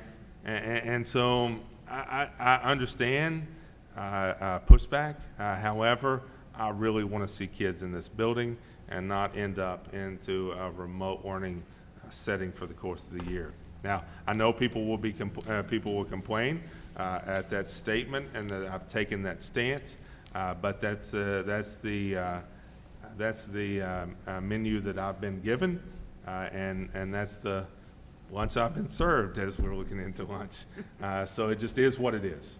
And I will say that if we can't maintain, and this isn't a scientific number, but if we get to below, where 85% or below of our kids aren't, if we get a high enough percentage of our kids not wearing masks, we're never going to make it to level 1, and we're going to have a very difficult time staying in level 2. Now, enough of that. Lunch in level 1, this is also something that we've had some pushback about. In level 1, we are still recommending, if we're ever able to be at level 1, to still eat in the cafeteria, the commons, and the stage. we can really get right at 6-foot social distancing in those areas. I won't promise 6-foot social distancing. I think 5 is a good guarantee, but I can only get to 3-foot social distancing in the classroom. I know the guidance says that if 100% of the students, you're supposed to eat in the classroom. However, the guidance isn't, from a common sense standpoint, not everywhere has a commons and a stage that they can add to the eating environment. So I am recommending that in level 1, we use those 3 areas because we achieve a higher social distancing space. And we don't have to live with grapes and strawberries and everything else on the floor after the students eat in the elementary. And anybody who has worked cafeteria duty knows that the floor is not the most sanitized place or disinfected place of a school after that lunch. Now, when we move into level 2 and level 3, then it's very easy to maintain 6-foot social distancing. We do have procedures. 2 classrooms will come at a time. You all have walked through the blue tape. You know where kids walk in, how they enter into each line. A mask will be worn on the way to and from lunch, regardless of the level, but students will be able to take those masks off in any level while they're eating. We have transition protocol, and you know, some parents may not understand this, but I'm sure the students will. Transition times depend on the type of schedule that we're in, and regardless of those, procedures on flow will be put into place to try to maintain as many one-directional traffic as possible. We would love to be able to say and try to teach kids to try to maintain social distancing in those common spaces. However, we know that can be problematic. That's one reason why we're asking students to mask in any of those periods. Restrooms, again, procedures. Another procedure that is different on the transitions and scheduled breaks. Typically, when younger students go in the bathroom, we don't have any cross-gender or supervision in the bathroom. If we are taking a hand washing break, not a restroom break, we will be looking at and finding ways to have eyes on to make sure that we're teaching proper hand washing and can assure that the hand washing has actually taken place, not their hair or who knows what else. Water fountains will be closed except for the refilling stations, and I'm so thankful that we have that option because a kid can bring their own container and refill their water at any point in time because we want to make sure they maintain hydration. That is definitely a need for our students, especially since we have so many that are active. Lockers, I mean, I can't, again, that's a school, but you know, we will try to minimize lockers, especially now that everyone has a device, and hopefully more will be happening in that capacity. This is another switch right here that I want to make sure we clarify. The guidance for return definitely, you know, increase opening windows and doors, increase airflow. But we're under guidelines from Center for School Safety to not do those things because of safety concerns. We're still hashing that out with the state. However, we feel comfortable saying that during transitions, windows and doors can be open to get fresh air in the classrooms, regardless of what floor they're on. You know, because first floor windows typically are never opened. And just for the board, this is kind of brief, but you know, we've talked in detail about students with IEPs, 504s, exceptional needs, and issues within each one of those, as well as any file holder like gifted and talented, EL, I mean, the whole list of files. All of those are going to be handled individually at the special education level, and we will still maintain the other services regardless of the level that we're in, to the best of our abilities. and that is something that we have discussed. I believe extracurriculars, Beechwood Schools follows the, SPDM Council and handbooks regarding extracurricular participation. We are recommending that students in any of the 4 levels, even a full virtual, be allowed to participate in extracurriculars at school. All 4 of those levels, even the full virtual, is a Beechwood student, and therefore we were receiving at least some type of funding, even limited, for each one of those students.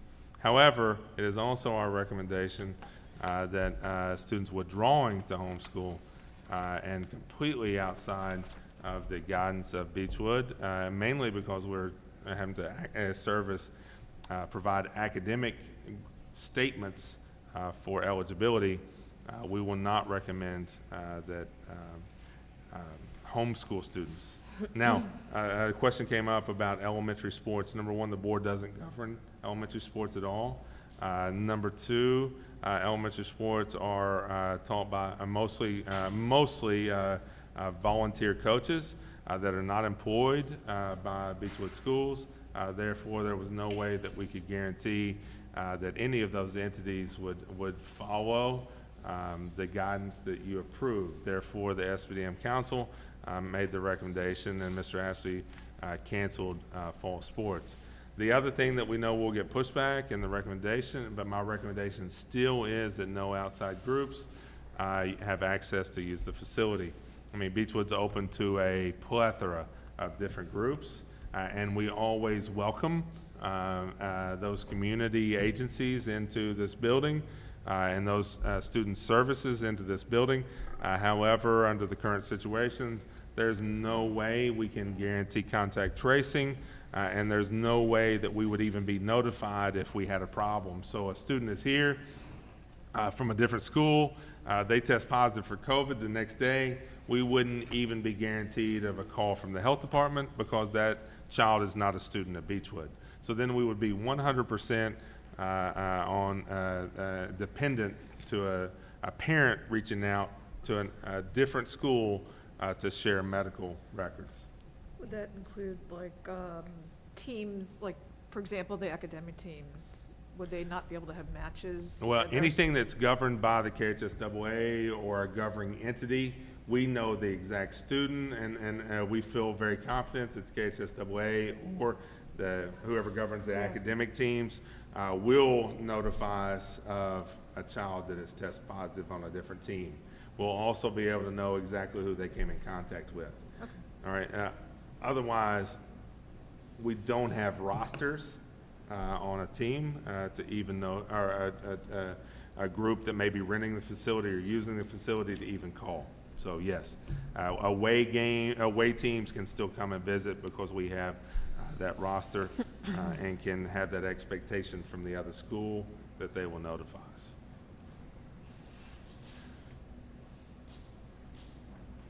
Yeah. All right, so cleaning and disinfecting protocol, I'm not going to read through all of this, but you'll see 3 different slides, and we may have even reduced that down to a couple of slides. But cleaning and disinfecting procedures, we're going to follow all our approved guidelines with our vendors and with different approved agents, and all cleaning solutions are EPA certified. We are still working on finalizing how the procedure for fully cleaning the entire facility at night, and that's still an ongoing discussion, but we feel very comfortable with those. And if you're at home, and I know the board's already reviewed both slides, so I'm not going to go through anything other than special attention. We will really try to hit all high-touch surfaces and find a way by the time whenever school starts to be able to fully disinfect the building at night. Now, managing, yeah, and that's, again, just for everybody's reference of what product is going to be used for which area, but there is one caveat there of at night. How do we move through the entire building at night? Just to have a separate level safeguard for every morning when students walk in, that we know that we've maintained, we've gone through and sanitized the whole building. Go ahead. One question that we were really concerned about, and we've replaced a lot of the HVAC systems in the building, but we have spent the last couple months trying to make sure every HVAC system works and is turning over at least 10% of the classroom air on a given period.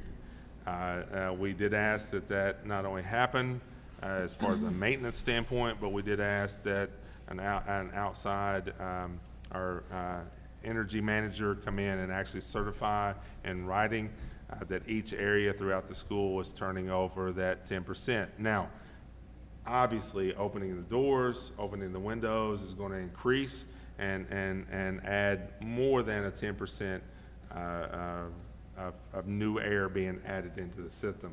That's why we really want, at least on class changes or different times of the day, that the students are out of the room, for those windows to be open to help the system. So we will have that for the board. And then I think a slide that everybody is wanting to know, what do we do if someone tests positive? We already have a protocol in place for athletics, but we also didn't want to see, in the next slide you're going to see the CDC positive test guide. But we also wanted to have some things that we were not dependent upon an outside agency. I mean, we know if one student tests positive in Beechwood at any age, every family is going to get a letter. And now, just because one student tests positive doesn't mean that we're automatically going to change levels of instruction. We've gone for a whole summer and have only had one athlete test positive. So, we know it's going to happen, but one student doesn't necessarily equate to an automatic change from our end. Now, 2+ students, especially within a 24-hour window, letter's still going to go home, and according to all CDC guidelines, and we're going to really try to engage Northern Kentucky Health Department to be a part of that decision-making process on the levels. Now, one classroom staff person, I mean, we have high school teachers that can see up to 150 students. One teacher could put us in a situation of automatically shifting levels where one student would not. And if a student is out ill for an extended period of time, instruction, either a quarantine or a precautionary quarantine, then that instruction is still going to be facilitated through their normal Beechwood teacher. A teacher may choose to stream that content straight to the student, or they may choose to do it in a different capacity. We did not want to mandate that the teacher has to stream their classroom due to some other concerns. Now, all COVID-related decision-making will be made under the guidance or by the Northern Kentucky and State Health Department. And that's one thing that's really concerned me throughout this process. You guys are not a health entity. Never before in the history of my career has a board been asked to make health-related decisions. The Northern Kentucky Health Department and the Department of Public Health for the state of Kentucky and the CDC have always been the agencies that have mandated or guided schools from a public health standpoint. And that is why the governor tonight recommended as opposed to mandated, because public health has not made that decision. If public health ever writes it down that schools are closed, I promise you, we will not have a discussion. We will be closed. I mean, automatically. That can happen at any given time. Now, if you look at the next slide, what happens from a CDC standpoint from a positive test. And this is where this kind of tries to explain contact tracing. And contact tracing would happen even if one student tests positive.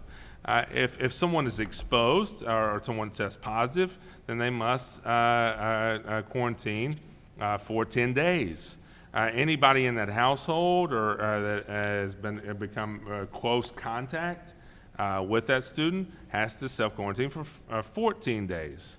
Now, that is a CDC guideline that currently exists. I'll be honest with you, I was like, okay, how does somebody that has contact have to quarantine for longer than a positive test? But what they're saying is once you've tested positive, you've already had it, and it takes a while for that positive test to be returned. So a 10-day and symptom-free, then you can return. If the exposed individual does not live in the same household but meets the definition of close contact, he or she must quarantine for 14 days. All right, so that's why the social distancing is so important from a school standpoint, and that's why the 2 hybrid models were introduced to be able to maintain that 6-foot social distancing. Now, 6-foot social distancing, go back real quick, 6-foot social distancing, if you fall under that, all right, but you've had a mask on and you haven't been in contact for over 15 minutes in a closed space, then you can still get by from the guidelines. Again, that's why it's so important to be masked during movement. If we don't mask during movement, then that's going to put a different set of circumstances in place, especially at the high school. And then if the exposed individual does not meet the definition of close contact,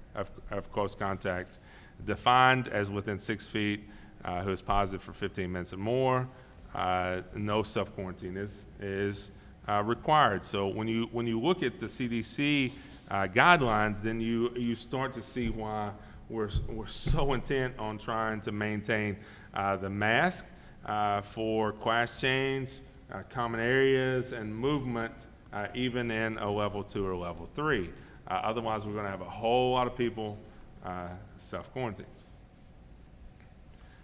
And then the Northern Kentucky Health Department guidance, we will continue to try to work with the Northern Kentucky Public Health once learning a COVID-19 case.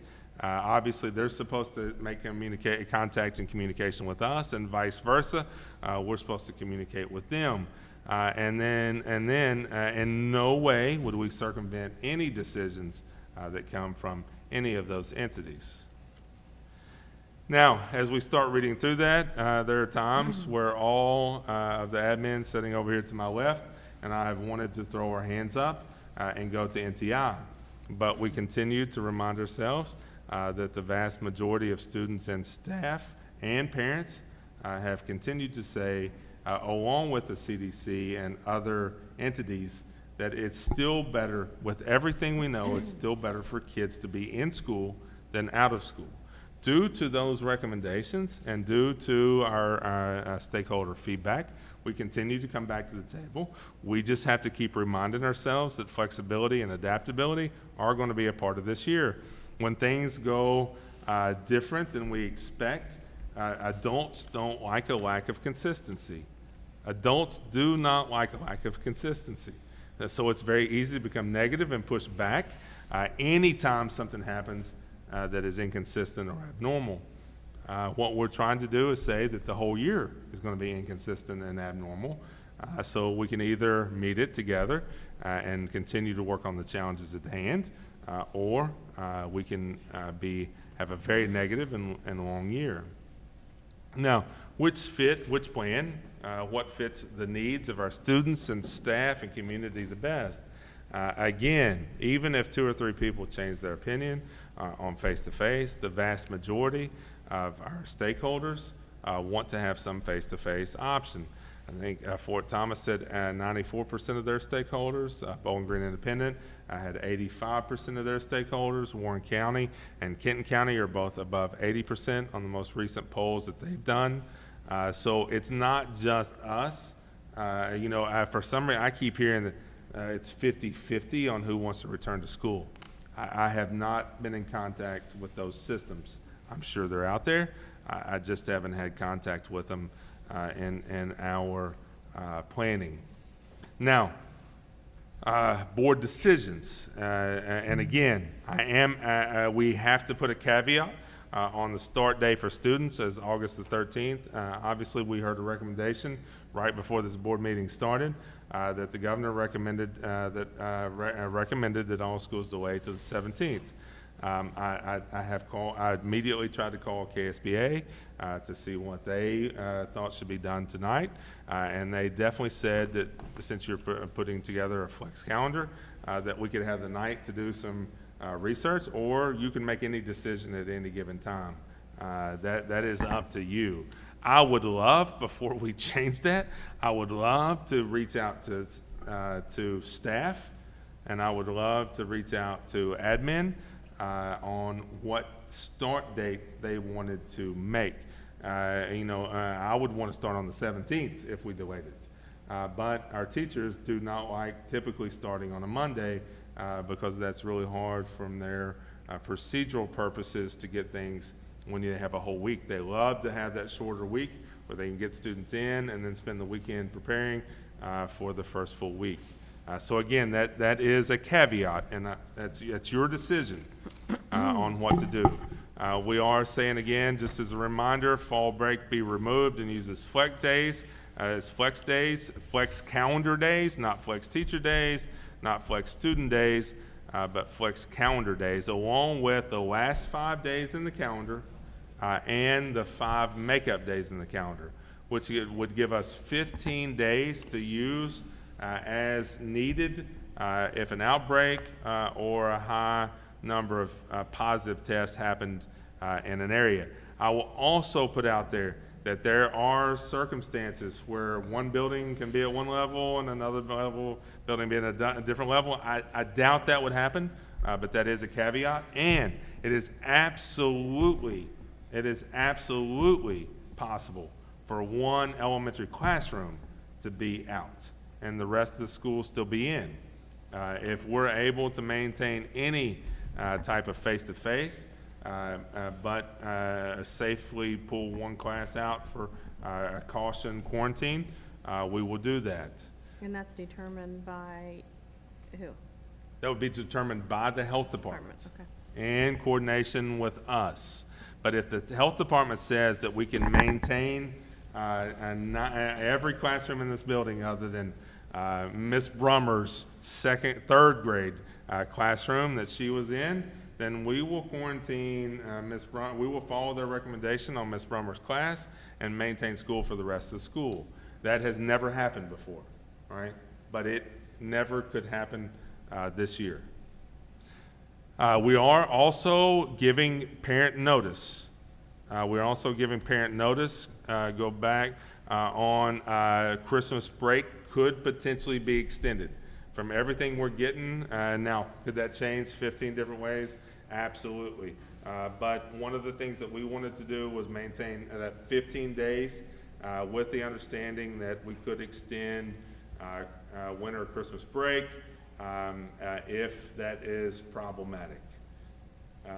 Again, you're also approving the start time, that will be a staggered start, and you're approving the recommendation to start at level 2 with a 5-day option for elementary students.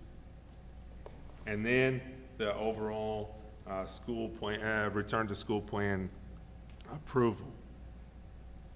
And the next steps, again, tonight, Board of Education meeting, you'll make the decisions. And then either tonight, probably tonight, if we can get it done, other than what you decide on the start date. The FAQ will go out along with detailed plans from each building, and I will send those to you guys to review as well before they go out.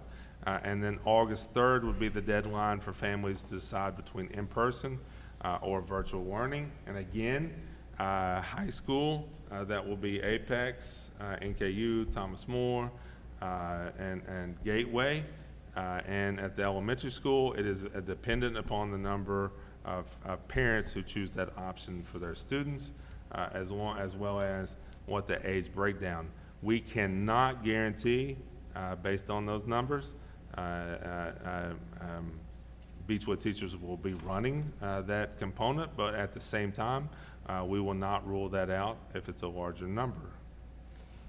And then when this goes live, they will have linked resources to the health self-check, and Apex, and whatever platform is provided, as well as dual credit options. It is also always an option for our high school students to do a partial day.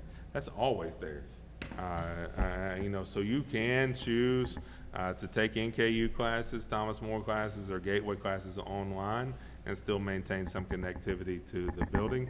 That is no different than any other time frame, and that is always present. All right, and then I think there's one more. No, that's just for you all. All right, so I know that's a lot, but that is the detailed plan. What questions do you have, or do you want me to go through these? I say go through those first, and then if none of them address, like, what board members have, then we can. All right, so this one has I have not seen input from teachers. What is their overall feeling? Is there a teacher representative at the meeting that can speak to this? There is no teacher here tonight, but we have had 2 Google sessions with the teachers, specifically to ask for feedback and to have conversations with them. And there were teacher representatives from SPDM on the reentry committee, and I think Ron was on that committee as well, and had the conversations with those teachers. How is the school prepared to handle a situation if the governor recommends to go strictly to NTI? Should the parents and students expect for a 1-week lag for faculty to regroup? There would not be a lag this year, but I can't tell you exactly what the recommendation, if the governor recommends fully NTI, other than what I've already said. We're going to try to hold to level 3 unless public health pushes us out of level 3, or the governor shuts down, does a full shutdown like what happened in March.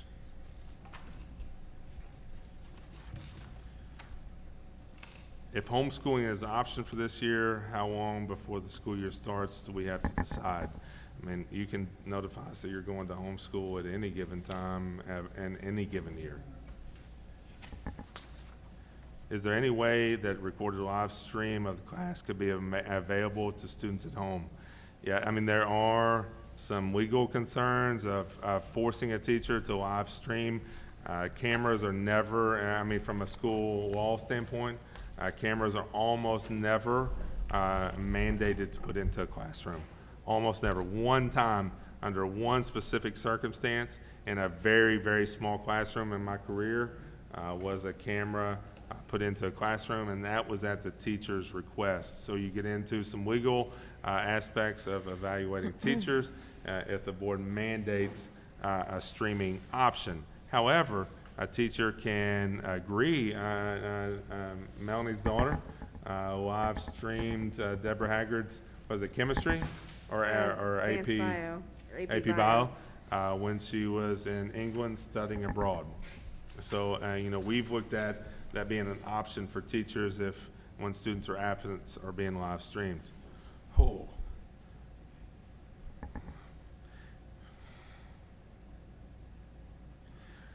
All right, so in the event a family wants to keep their child home, but do not think Pearson would be a good fit, kindergartner with limited computer skills, I believe a parent should be able to homeschool without withdrawing their student from Beechwood. Pearson is no, yes, I understand that completely, but when for kindergarten. But from a precedent standpoint, when we open up preschool, homeschool students being members of Beechwood, that's a huge door that when opened has a lot of implications for high school and sports and other things that traditionally Beechwood has tried to stay away from, as well as the state of Kentucky. And I do understand that our families want kids taught by Beechwood students. I get it. I just don't know how to do that if we have a limited number of families that choose virtual.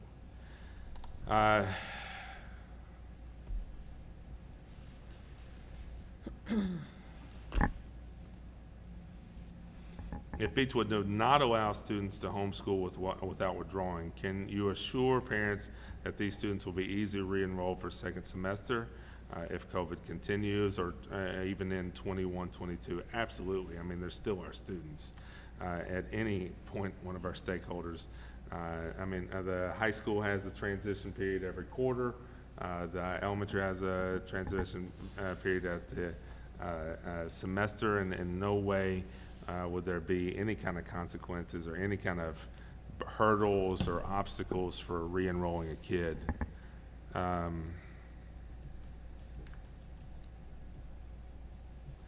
Yeah, so this one's on the difficulty of enforcing masks. And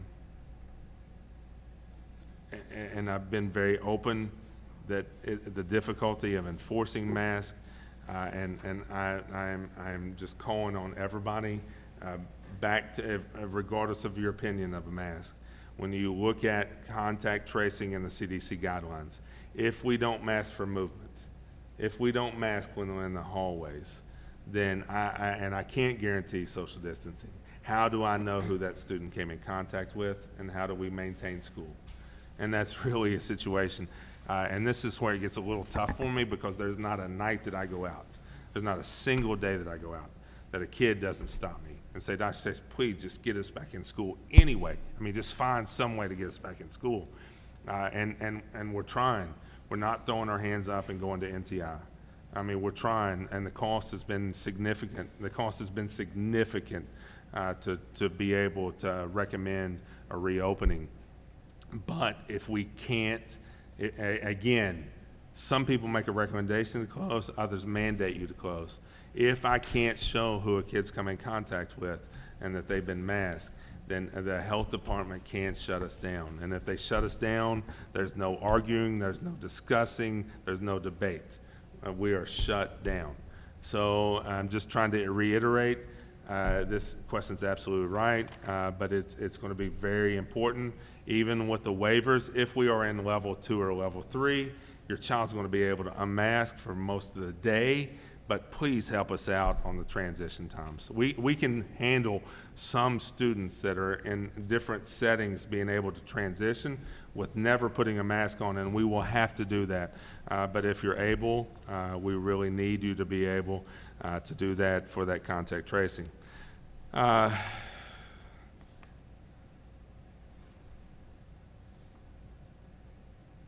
Most of our classrooms in the district are at max capacity, and there's no real way to practice social distancing. Teachers will have to police students on the top of educating.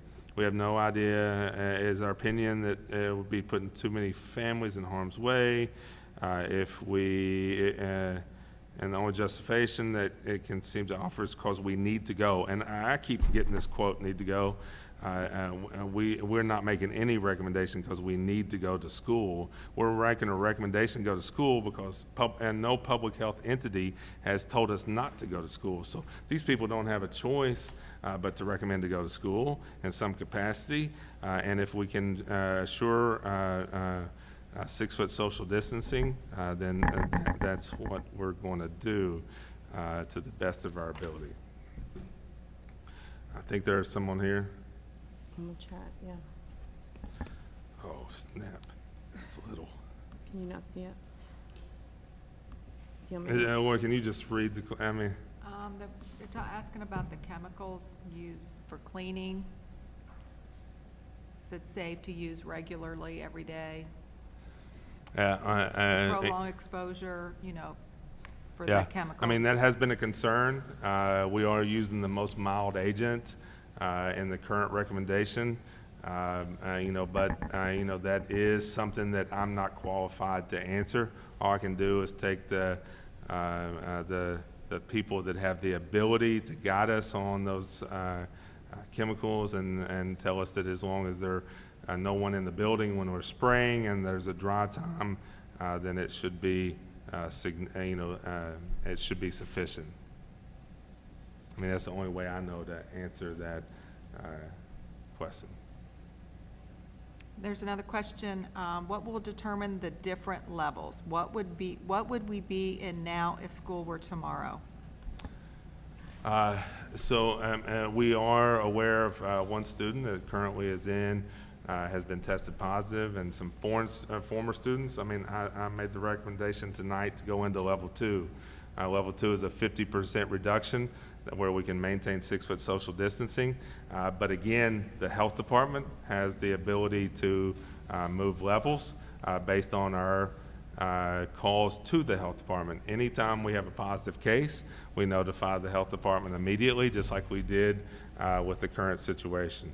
If you go back to that slide, it is the superintendent and or the state, local, state, or federal health agency. And again, we have to notify them at any given time, and I don't think that's any different than any other plan that I've seen in the state of Kentucky, other than a lot of people don't have the level 3.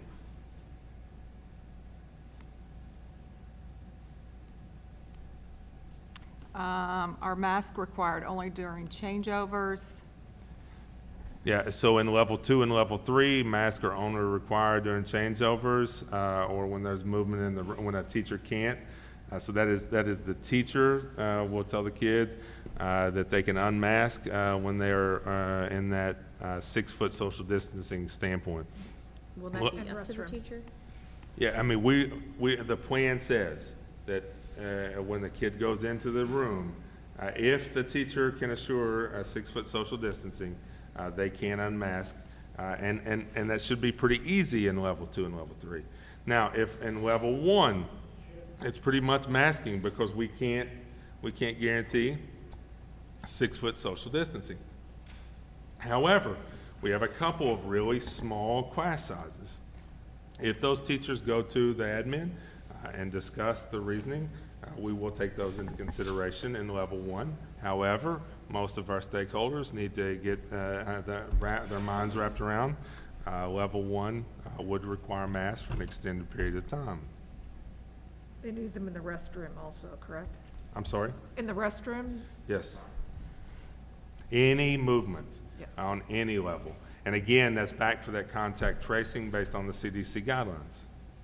Well, it's kind of just like the restaurant. I mean, you know, you're It's- always. Yes, you're it's like going moving into a out there, restaurant. yeah. And lunch will be the same, I'm assuming? Yes. Yes.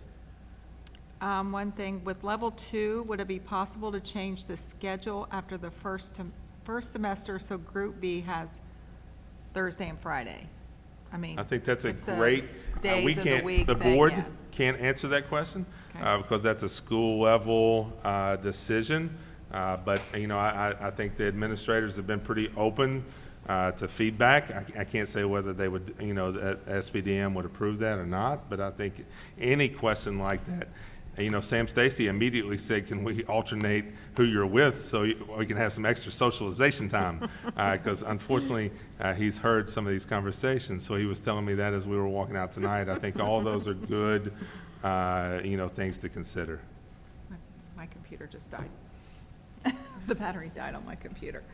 Okay, so which was the last question you, Whether a school could change the Somebody Switching asked second about semester. Switching the teachers groups second requiring semester. masks on level 2 and 3 is the last question that we didn't. I don't have that one on here. Let me look on this one.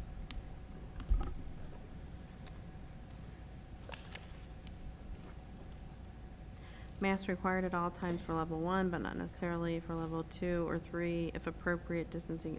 That's not the one on the No, teacher. the very last one, I think Oh, it it's. says, can teachers require masks in class in level 2 and 3? Thank you. Well, require is a term that, you know,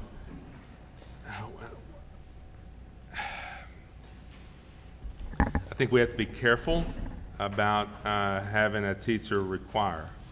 However, we are very aware of one teacher that is high risk, high risk, that says that it doesn't matter. But I think we need to have special consideration for some classes.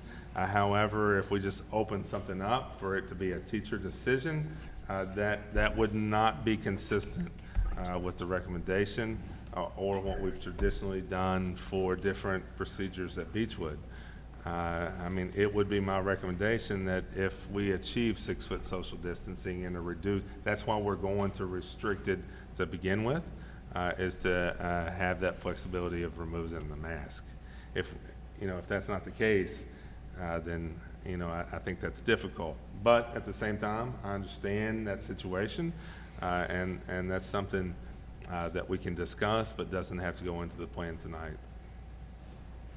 So in regard to level 1, 2, 3, and 4, can you be a little bit more specific on what the requirements would be? So if we start in 2 and there's an outbreak, then how much notice do we give parents on? I mean, is it something that could go in the next day, the next week? It could. I mean, and that part of that flexibility is good for us because it could keep us out of a shutdown or NTI setting, but then it is a transition that could happen in short notice. And there's no way around that, but for those extreme circumstances, we have offered the application process to have a 5-day and in the level 2 and a 3-day in level 3 with the support of saying if you're still having problems, we will help you on that Monday and Friday of the remote learning day in level 3. I mean, outside of that, I really don't know what else we can do to try to maintain some face-to-face option. Now, the health department could also take us. Let's say we were in level 2 and something really bad happened really quick. I mean, the health department could say you need to go all the way to level 4 and start NTI immediately. I mean, we would have no option on that. That would be a requirement based on the health department recommendation. So level 4 could be the health department recommendation or the governor, okay? Absolutely, absolutely. And again, based on that one question where even after the first survey, the vast majority of our stakeholders, around 90%, if you mix them all together, because we had a whole lot more students respond, want to be in some kind of face-to-face, and no public health entity has made a recommendation not to have school. And that's where I think our community really needs to see the position that the board's in. The CDC has never said it's better for kids not to be in the building. The pediatricians have never said it's not best for the kids to be in the building. Public health has never said it's not best for the kids to be in the building, right? Because they're looking at different parameters, not just COVID. I mean, the mental health aspect of this is real. The social emotional aspect of this is real. And when you look at death rates for even under 60 from COVID since March the 13th versus death rates of suicide since March the 13th and as people under 60, you start to see some of the reasons why that recommendation hasn't come from public health, or at least that's the only thing I can interpret because I'm not part of that decision-making process.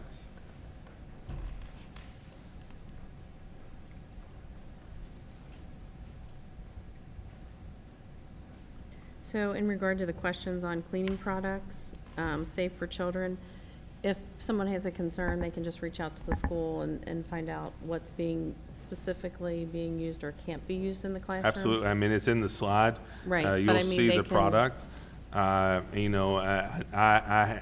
It's no secret in conversations with you, I have been concerned about overuse, but we have, on the flip side, I got to be able to show that what we're using is effective, and that's a balancing act that I've tried to wiggle through without putting you in a bad spot.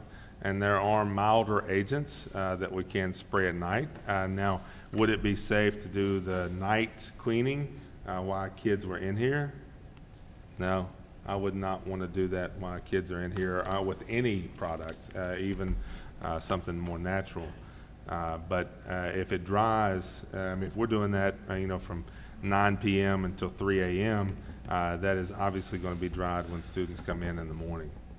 So I'd be more than happy to have those conversations if parents want to reach out or stakeholders want to reach out individually.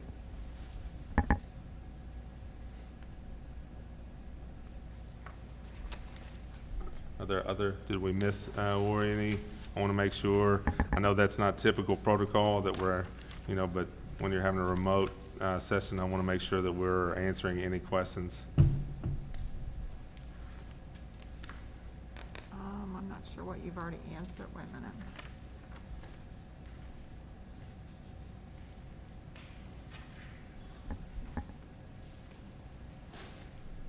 Now, even though I've made a recommendation to start at level 2, I mean, that is not, that could change. We're still at July the 27th, and our start date right now is somewhere between August the 13th and August the 23rd. It's a 17. 17th is that Monday. 24th? All right, so it's going to be somewhere between the 13th and the 24th. I mean, that's still a long period of time. If we continue to see numbers in close proximity go up, even though I'm recommending level 2, please don't think that we couldn't be at a level 3 based on numbers. Now, I hate that for our families, but again, we expect consistency. But all I can promise this year is inconsistency. If local numbers are pushed up, remember level 3 is there for us to have a last fail-safe to NTI and still put kids in front of a building, in the building at least minimum of 1 day a week. So as of July the 17th, 27th, my recommendation is to start at level 2. Because we can't achieve 6-foot social distancing. And we only have 1 active case that we've been notified by the health department. Now, we hear of a spike taking place, but again, we've got to take that number back to our local community. And that's why some superintendents are raising a ruckus tonight, because in their entire county, they may only had 10 cases since March the 13th, and then now they're being told that they've got to delay the start of school. So that's again why we always look at, and boards have always historically been given local control, because you've got to take the information at a large scale and disseminate that down to the local level. And why I don't want to lower the worry, I mean, trust me, I know why younger age children are, numbers are going up. Our kids are getting restless. People are going back out. The largest group is 20 to 29. They're socializing again. I had 2 groups walk by the house last night when I was on the call with you guys that were massive in size. I know where they were all heading. They were all heading to the football field because football practice was over and they were going to have some, some time together. They weren't masked. They weren't socially distanced because, as Ron said in the earlier meeting, it's going to be a huge transition because the kids aren't currently, as a whole, not that there aren't kids that are. I want to make that. There are kids, and it's hard for them because they're not seeing some of the detrimental effects. So those cases could continue to go up and put us in the situation where I would recommend before the start of school to move to level 3. I can tell parents I don't see any situation between now and the start of school where I will recommend level 1.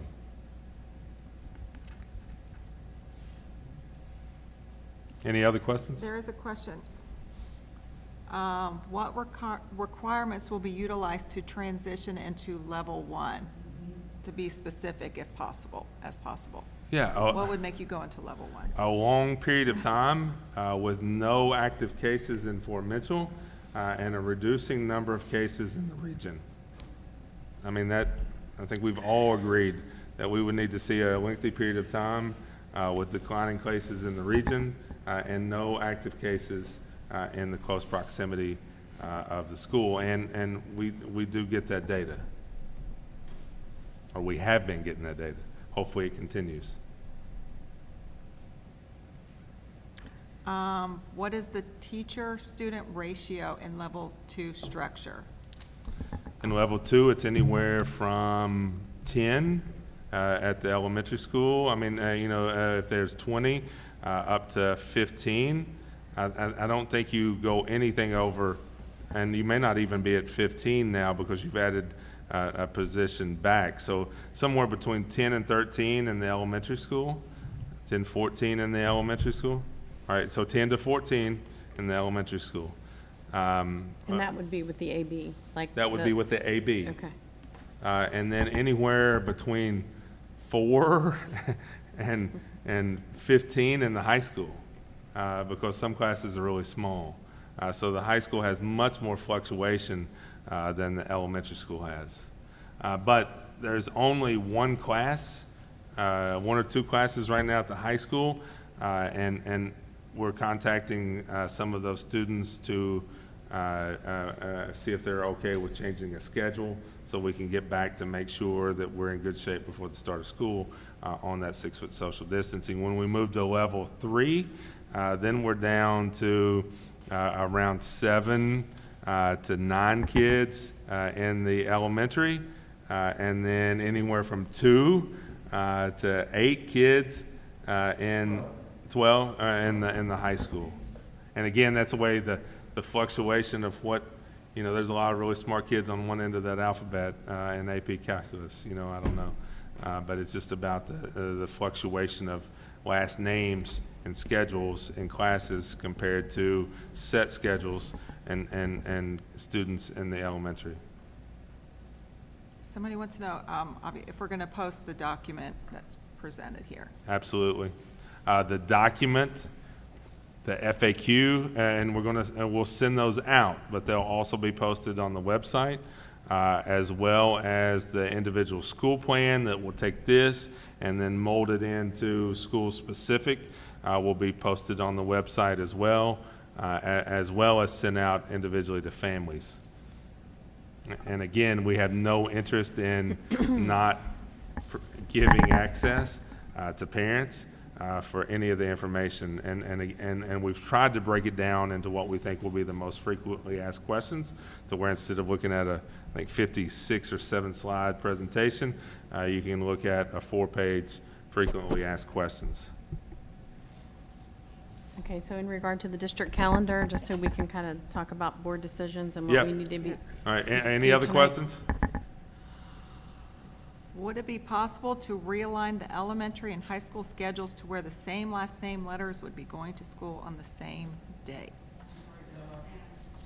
I think they are. They I said think they that's are. why we've Yeah. specifically made them the same. It and says it then at we've the even- bottom of the Yeah, we've slide. even gone above that and said, we know households won't have all the names, and we'll even consider, take those into situations into special consideration. All right, now, your first is to recommend a school reopening plan and level system. And that is saying that we have access to all 4 levels throughout the year, and the plan as a whole. So if there's any changes, anything that you see, I know we've had 100 individual conversations.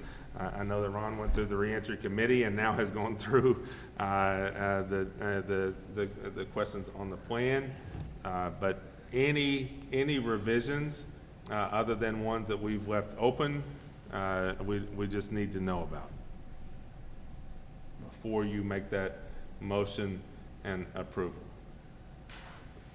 Now, you can still change it, and we still could leave it open to change. We would just have to come back in the August board meeting and present that change for public record. Well, any kind of change to the actual, like, days that they go would be up to each individual school, right? So if we go with level 2 with the elementary 5-day option, then they can decide on the, although theirs are Yeah. kind of spread And out. in the next one, you're gonna, the calendar itself, you're providing us with the flexibility to make changes.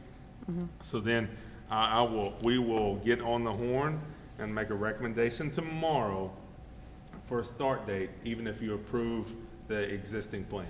Okay, because the sooner the better, parents It would be need- tomorrow. yes, okay. It would be, all I'm asking is to at least be able to To ask the research it. staff and the admin. I mean, I don't want to make, for the reasons why I haven't made this recommendation alone, I don't want to make that recommendation alone. And I didn't even see any of them before the meeting started from the governor's presentation, and I promise you, they haven't had the ability to contact their staffs. So by tomorrow, and we would publicize that in the school plan and with you guys. But I'll call you to make sure that you're on board with that first, and then we'll put it out. Good. Okay. All right, so your first motion would be on the school reopening plan and the level system with specific caveats of starting at level 2 with a 5-day option for pre-K through 6. Okay, well, I think we already, Who could repeat that? yeah. What's that? Wait, because it's, okay, so we're on item E, school Item E. reopening plan. Okay, because it already says we voted on here. Oh, So, Sorry, that's okay. I'm having I'll difficulties move here. to approve the reopening plan with the various levels, starting at level 2 hybrid with the 5-day option in elementary. I'll second that. Okay, so I have one Can we specify question. date as well? Specify date. specified date. Are we August voting on that 17th. separate, or? Well, we No. weren't, no, that's what they're flex. Just a level 2. Yeah, just the level 2. So, but one question on this. Yes? We had talked at some point about reevaluating on Labor Day. Are we still keeping that in there, or are we holding? We'll reevaluate every day. Okay. Well, should we, we need to take that part out? Yeah, Oh, on the motion. Yeah. I didn't If say you were, that it's part. removed on Yeah. the slide presentation, I'm sorry. That's okay. I purposely didn't say it. Yeah, well, I figured that. That's why I want to make sure that it's off of there.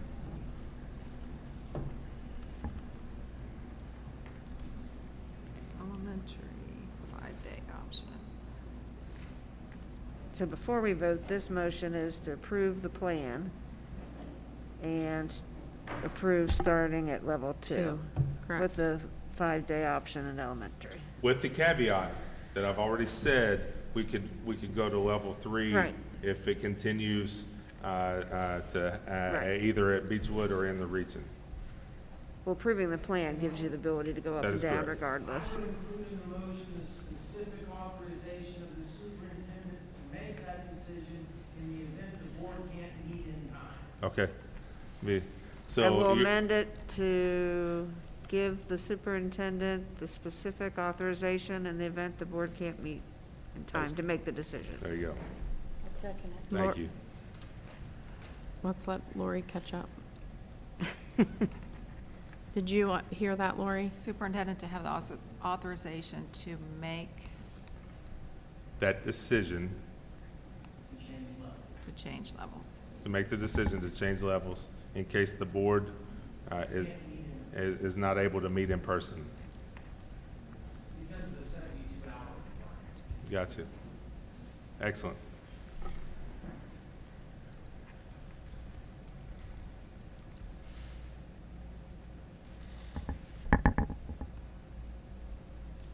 Can you see my Okay. rewording? Maybe if I refresh, hold on, let me see. No, I don't. I don't either. Let me go back to here and then back. Motion to approve the reopening plan and to start at level 2 with elementary 5-day option. Superintendent to have authorization to make decision to change level in case board cannot meet timely. Yeah, I don't see it, but I trust that that's good. Yeah. And so Melanie made the motion, Yes. and Noreen seconded. Noreen second. Does anyone have any more questions on this particular plan? How they'll fluctuate between the plans? Any questions? No. Okay, I think we're ready to vote. Mrs. Berger? Yes. Dr. Savaniano? Yes. Ms. Stricker? Yes. Ms. Sullivan? Yes. Reverend Wells? Yes. Okay, motion carries. Now, the second one, and Jeremy, you may have to help me out with this one too, because I don't think I've ever made one like this before. The second is on the calendar, the updated calendar.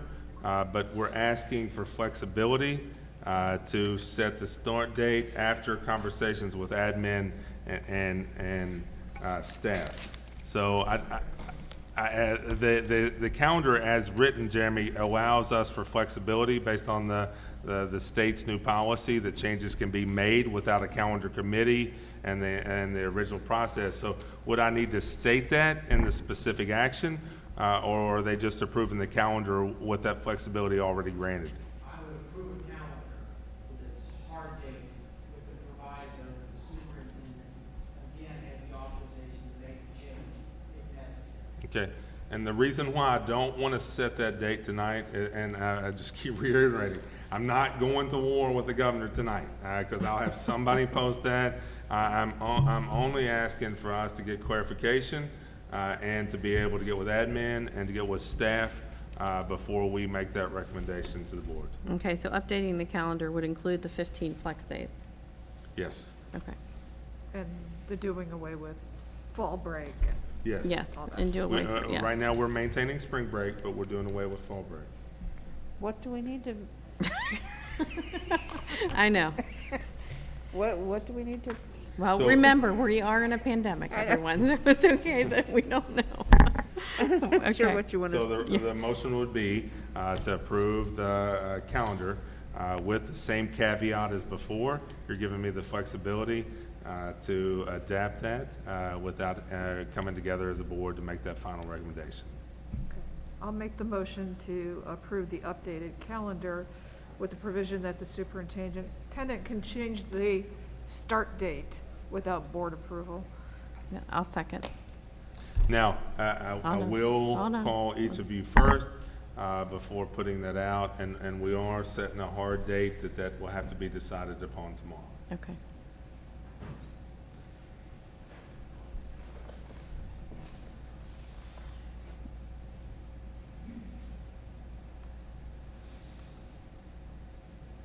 Can I make a suggestion at the beginning of your motion, say, given the unique situation Okay. of the Beechwood School District? Those words go at the beginning of that motion. Okay. Okay, given the Unique unique situation in the Beechwood School District, the rest of what I said. Thank you, Noreen, for clarifying. Okay, and given the unique situation of the Beechwood School District, the motion is to approve the updated school calendar to include the flex dates. Superintendent has authority to change the start date without board approval due to not being able to meet in a timely fashion. I think we can just remove the The flex board- and say the updated It's calendar. Okay. Because then we won't get into the fall break. Yes, they're in the flex calendar. days and all Correct. the other. And, School calendar. yes. Yes, got it, With the provision of, yes, you got it. yes. All right? Okay. Okay, Noreen made the motion. Who second? You did. Oh, that's right. Yeah, that's going to be a long day, a long night. Okay. All right, any other questions No. on the calendar? Okay, Lori, you're good. Yes, Mrs. Berger? Yes. Dr. Fabiano? Yes. Stricker? yes. Mrs. Sullivan? Yes. Reverend Wells? Yes. Okay, motion carries. All right, one more item in regard to the reopening, and it's staggered start and end time of school. We need a motion to approve the staggered start and end times for school days. I will make the motion to approve the staggered start and end time of the school day. Second. Any other questions on that? Another 50 slides? Now, we will monitor traffic flow. I mean, we've never, since I've been here, I've been a part of a staggered start, so we don't know the domino effect on traffic. That is the one thing that we'll continue to monitor, and I don't think I'll even have to update you if there's a problem. Yeah, because we'll know. You can tell me. Ready? Mrs. Berger? Yes. Dr. Saviano? Yes. Ms. Stricker? Yes. Mrs. Sullivan? Yes. Reverend Wells? Yes. Okay, motion carries. Thank you all for being patient with, Can I add one thing? All right, before we go to maybe. consent. So I just want to reiterate my thanks to the admin group and the teacher feedback and the community feedback for the process. I also want to reiterate, I chose to live in the district on Beechwood Road for a reason. I mean, this is my community. My family is right here. My kids go to this school or have graduated from this school. So safety throughout the entire thing, or as safe an environment as possible, is not just a job for me. So I just want to reiterate to the community that we made those decisions as a family for a reason, and those reasons come into times like this. So the only thing that's bothered me over the last couple weeks is when people say I'm not looking at safety, or I'm not looking at this group or that group. I promise you I'm looking at that more than entity outside of this, any entity outside of this community, because I not just work here, I don't just live here, but my kids and family are a part of the community and the school community. So I just want to reiterate to the board and the people watching that they may have already jumped off since you've made the decision, but that's something that I take it, I don't lay down at night, and I don't walk into this building that isn't on my mind in a normal year, much less in an abnormal year. So with that said, you're welcome to move on to consent agenda. Okay, well, I think that goes as well for our board members, and, Yes. you know, it is a difficult time for everybody, not just board members, but administrators, teachers, parents, all of our staff. And it is a very difficult time, and we're doing the best we can with the information we have, and that changes, and it'll probably change again before we start. So we just ask for everyone's patience while going through this and getting our kids into school. We're trying to do the best for our district, for our children that we can do. So we just appreciate your patience. And again, we are always available to field any questions. So please feel free to reach out to us. And again, just to reiterate, the cheapest and easiest decision for this board and any admin sitting in this room is NTI. Yes. But our community, again and again, has told us they want some type of face-to-face option, and no public health entity has said it's better for kids not to come back to school. When you combine those aspects, you not only have good faith in the decisions that we've made, but you've had the reasoning behind the precedent of local control. So just to reiterate that as well. Okay. All right, let's go on to the consent agenda. Take a motion to accept the consent agenda. I'll make a motion to accept the consent agenda. I'll second. Anyone have any questions about the consent agenda? Any items on there that? I think just to clarify, the Washington D.C. trip was at, okay, why are we doing that? I mean, that is with the hope that, this time next year, September of next year, that we don't have an issue. But obviously, as we get closer to that date and there's a cutoff before money is starting to be collected, we would need to reconsider for that. And everything else is pretty much standard except the lease for office space. And again, the COVID plus the special ed growth were the two main reasons for that. Okay, any other questions? No. Nope. Okay. Mrs. Reed? Mrs. Berger, Yes. Mr. Salviniano, Yes. Stricker, Yes. Mrs. Selman, Yes. Member Moore. Yes. Okay, motion carries. Well, here we're on to our information portion of the superintendent's report. Do you have anything? Well, the money is still holding, even though we're bleeding, and so I mean, and no, all joking aside, It isn't really. the reentry expense has been every bit of what was preached by AASA back early on. By the time it's said and done, we're going to be at least $500,000 in, close somewhere in that 400 or 500, and I'm sure Kenton County and Jeremy might be able, they're going to be way past that dollar. So that it has been an expense. However, the work that we've done over the last several years have definitely put us in good shape. We're still fine. Our carry's fine. Our start of the year is fine. We still have money in all the funds. Field replacement has not been robbed to be able to put these things into place. And so that's great. But none of us, we all need to be cognizant that even with this year, and even that we're not going to have a mid-year reduction, a severe reduction is coming in 21, 22. I don't see how it isn't. So we're going to continue to be really conservative past the point of the things that we have to have for reentry. So Ray continue to force her to stay past next year for retirement purposes so we can maintain appropriate financial reports.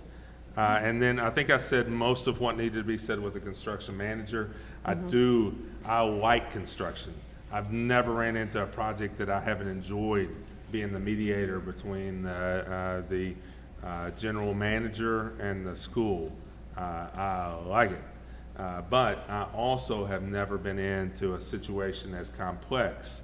You're not only tearing a portion of a building down and trying to maintain the integrity of another space, we're also doing it in a very, very tight staging area.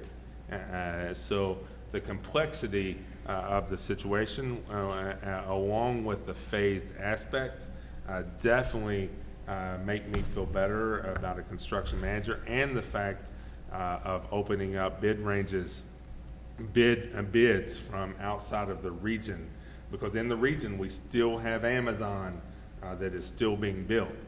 So opening up bids to areas outside of Northern Kentucky and the tri-state area is definitely attractive too. And both of those reasons, and you all are aware of all the discussions, but just for our parents and the stakeholders at home, I do think that is by far the right recommendation. That's all I have. I don't think you are. I think you're good. Okay. Oh, one more financial thing. Can you also discuss the money we did receive? I'm seeing a lot of different things out on social media about us receiving like 86,000. We received 83,000. And we received 83,000. But then we had to give 20 to Blessed Sacrament, which took us down to the low 60, mid 60s, somewhere in that range, that we cleared. Right. So what we got versus what we cleared, and then we made the recommendation to you to help offset any virtual or academic choices with NKU. Or now, I still say that's a deal, and I still will defend Pearson as being a deal because Emory's taking the same course this summer that she could have taken last year, and instead of being $200, it's $100. So it's already a huge reduction if a kid's able to do that. But the fact that we asked for that money to be pushed towards those options was only meant to be a help to our stakeholder, and it was our stakeholders, and it really wasn't enough money that we could really do much with it. Right. Well, we've spent just getting kids anticipating getting kids in the Oh, classroom. we've spent that much almost in hand sanitizer. We got like a Well, maybe delivery not truck, quite so that much. instead of gasoline, coming as hand sanitizer. Yes. Fuel I just wanted truck. that clarification out there because I think there was another number out there floating around, so. No, I wish there was another number I wish floating also. around. Available on KDE's website if anybody wants to look them up. Yeah, and I think we were the fourth lowest, I was fourth gonna or say, fifth we're gonna be down at lowest. the bottom of We the were the least fourth or money. fifth lowest system as far as monetary value in the state of Kentucky. Okay, anything else? Okay. take a motion to make the agenda part of the official board minutes? I'll make the motion to make the agenda part of the official board minutes. Second. Yes. Yes. Yes. Yes. Yes. Okay, our motion carries. Other business, does anybody else have anything to share? I have a quick question. Mr. Kaiser? I know we spoke previously during the committee. I was contacted by a concerned parent when it came to the use of NTI last year for seniors, and then, you know, I explained about the dual credits and things to that nature. Has there been any wiggle room on the August 1st sign-up date for dual credits for the two universities? No. Okay. So has there been any reach out to senior parents? Yeah. Okay. And if they can't see email, send all junior and senior parents outlining the timeline for those enrollments. Perfect. Thank you. And you know, I think any, you know, social media that we can put out, you know, tomorrow, we'll try to hit Facebook through Beechwood Tiger account on Twitter and Facebook to really hit, you know. Now, all the way down to freshmen who qualify can still take a college level course. I mean, that's not typical, but They can do a dual credit? mhm. They just need to call Yeah, by. so if you have any question about dual credit, get with your counselor immediately. It is a good option on any year, especially a year like we're getting ready to move into. You can knock out a lot of hours. And now, we don't want to just advise anybody to turn into a factory of producing hours. I mean, we still want it to coordinate with their schedule and their preferences, but that is an opportunity, and we'll put that out tomorrow on Facebook and social media, Twitter as well. Okay. I have something. I first of all would like to thank the committee for all of their hard work. I know this was incredibly difficult. So many opinions and so many moving factors, and you guys worked very, very hard, and I really appreciate it. If there's any parents listening, I have the recommendation that you start having your child practice wearing a mask. Wearing a mask isn't my first choice of things to do, but I do it. It's the best defense, and just treat it like wearing shoes. You have to wear shoes to school, you have to wear a mask. You know, it's just becomes part of the uniform of going to school. The sooner you start doing it, the easier it'll be. Thank you. Anyone else?